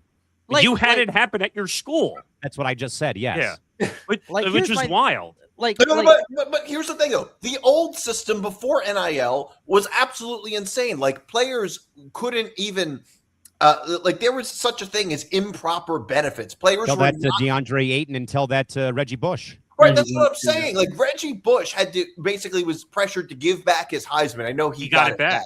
Yeah. He got it back. But at the time, he was pressured to give back his Heisman because, God forbid, he hired and he had conversations with an agent. Like, it's complete. Well, like, wait a minute. That's not the full story. I was going to say, let me retract. Let me kind of retract a bit here. It was mom and dad, as I profiled on Small Market Edition way back, like early on about Reggie's tenure at USC. All he profited off of, guys, was a limo ride to Radio City Music Hall for the Heisman Award and a suit and tie. Right. Mom and dad got everything else. All he got was the suit, and that was it. Let's also be honest here, guys. Like, we're all sports fans. We're all college sports fans. Is it really fair that a player spends his whole life preparing to go play in college ball and hopefully professional? And then him going there ends up making that program millions of dollars, especially if in advertisements and popularity they go to the professional, and he's brutalizing his body to make it happen, and he's not seeing a single dime of it. I agree with you completely. I think of that LSU player that has been permanently paralyzed, man. He would have gone to the NFL. His dream died on the field. He killed his dream and his body for a program that gave him nothing for it. The NIL. They gave him an education. But here's the thing, though. And not to mention, college players also weren't getting any type of insurance either. Yeah. True. Yes, we're going to face new problems, new forms of corruption in this, but I think the pros dramatically outweigh the cons. And I think with how popular college football is, we're turning a blind eye to more glaring problems in college sports overall. Well, wait a minute. It's like enforced Marxism it was. Well, I was going to, quickly, college football might be one thing. At the school I'm at, it's college basketball because we're 1AA football. So we revolve, just for those that are wondering, my university revolves around basketball and other Olympic sports that are sadly getting cut because of where things are going right now as time has gone on. But one argument I want to make before the NIL, what was the thing you got as a compensation when you walked into a college? You were given a full ride scholarship. Yeah. That was considered currency for showing up and a school wanting you. It's not fair currency, though. It's not fair. All right, I'll give you a perfect example. How much money do you think Johnny Manziel made his college program? And you can roll your eyes and you can NILs run around dollar value infinitely more than the free ride. Yeah, and if you can huff and puff and you can be annoyed at it all you want, but even with that free education, if say he took that free education for all it's worth and he went into nuclear microbiology or some fucking bullshit highly successful STEM program, the most he'd be looking at outside of college is a salary that could be anywhere from like $180,000 to $250,000. You're really going to compare sports salaries to outside salaries? No, I'm comparing to how much money he made a college program. I'm not comparing future sports salaries. I'm comparing his actual revenue that he brought in. Which to a bit for Conor's point, Reggie Bush did sue the NCAA for the back pay before he got the Heisman back about how the Pac-12, Pac-10, Pac-12. But that wasn't the rules back then, though. Was still using him, though, in commercials and what have you and whatnot to make profit off the TV contracts and all that. Wait. Let me just say one thing, though, about the old, like we're talking about NIL. Athletes are getting paid through NIL deal. I mean, they are in some ways being promised by the school. But in a lot of cases, athletes are not being paid directly by the school. They're getting, say, brand deals. It's NIL collectives. That's what right. So I don't which I can't confirm. One of the volleyball players on our women's volleyball team has a C4 energy drink deal and a sunscreen company, for example. So why, like the old system of athletes, college athletes not being allowed to get endorsements? Like I'm not even talking about getting paid by the school, but endorsements. Who are like they weren't allowed to do that. That was completely absurd. It would be like just because they're amateurs doesn't mean they shouldn't be allowed to profit off their name, image, and likeness. It would be like if Olympians weren't allowed to get endorsements. And I think that's professional. And I think no, it's not professional. Olympics are amateurs. Olympics aren't professional athletes compete. They're not professionals. The Olympics is supposed to be the Olympics is an amateur competition. It's amateur. It's an amateur. There are professional athletes. Like in basketball, they bring in NBA players, but it's an amateur competition. Yeah. I do want to just spend, I don't want to take the last 2 minutes, but I do think that since we're talking about college sports and how it's changing, I do want to shine a greater light on what's going on with college basketball. And we see G League players coming back to play college basketball.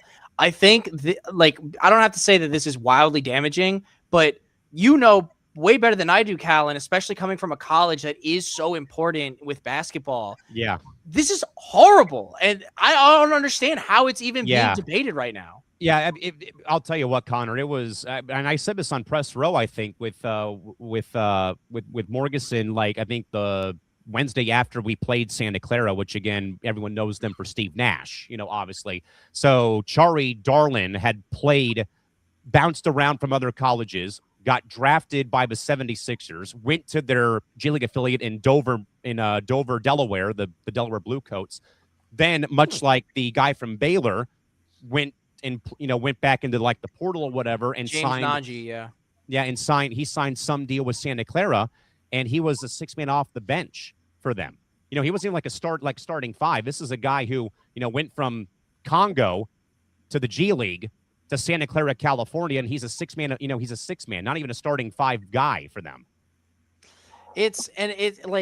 What my fear is if they even open this possibility a crack, it's going to widen by a mile within 5 years. It becomes a massive chasm, and then you have all the haves and have-nots. And I never thought I'd say this, but hallelujah that Gonzaga is out of the West Coast Conference. But then you still have to deal with St. Mary's and San Francisco and Santa Clara. But what about all the traveling issues now that are being caused because you have to crisscross the country now? Well, thankfully, mercifully, as far east as we're going for conference games now is Denver, and that's it. We're not going all the way to New Jersey. But yes, that has been my main sticking point though. Has been the realignment. Again, how does the Pac-12 not have USC, UCLA, Oregon, UW, Wazoo? Rutgers has to travel to USC. What about that? Also that the whole point of the conferences was for geographic reasons, and now it's been totally thrown out the window. It makes no sense at all. And the biggest issue I have is maybe it should be different in different sports. If you look at football and basketball, it's so now the volleyball teams say the Penn State volleyball team has to travel all the way to the West Coast to play USC just because they play. They got to go on a 4-game road trip to make that happen. It's completely for conference games. I don't know, but I was going to say, Miami going all the way to Cal and Stanford. Well, that's what I'm talking about. The East is now crossing over the West. The West is crossing over the East. And what about schools? You still have to, if you have an NIL, you have to keep a GPA. You're required. Yes. I don't know what the number is. It's 2. Was it 2.5? I think it varies from university. I think it's between 2.5 and 2.8. I think you have to keep to get an NIL. If you're constantly traveling East Coast to West Coast, how are you doing the work to complete what you need to do?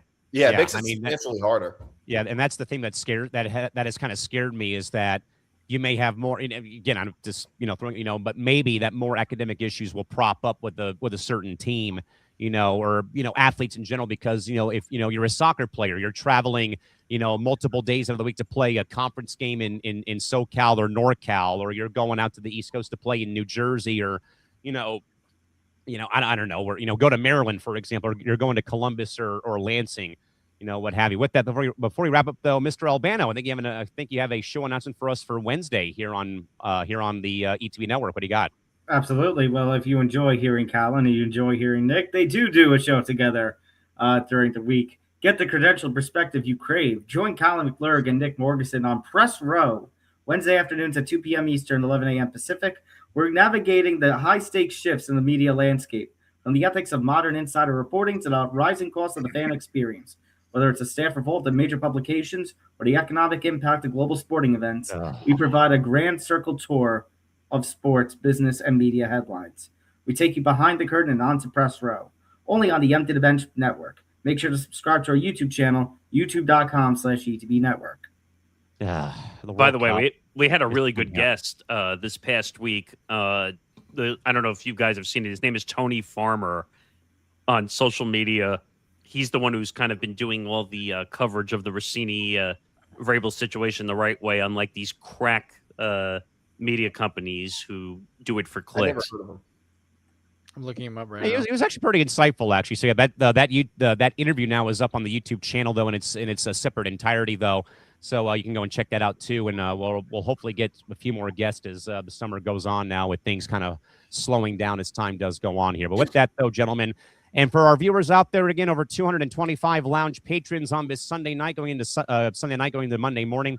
But game before we lock the doors and turn out the lights for this Memorial Day weekend, I'd like to look back at the clock and realize that some nights the weight of the world completely pushes the games into the background. We began our stretch, though, back at 5 o'clock today, Pacific time, with an empty stool at the bar, trying to wrap our heads around a sporting landscape, though, guys, it feels a lot emptier. Processing the loss of Kyle Busch at 41 years old this past Thursday. It's going to take a long time for anyone who loves the smell of burning rubber and the thrill of a photo finish, as we saw today in Indianapolis, Indiana. But as the engines, though, roared for 600 miles in Charlotte tonight, Rowdy Nation showed exactly why you carry a Giants memory, seeing 39 other cars carrying that black number 8 decal down the backstretch was a vivid reminder tonight that while the competitor may leave the track, the impact he made on the fabric of the sport is permanently etched into the asphalt. But as we honor a racing legend tonight, we also look ahead towards tomorrow morning when the sun comes up.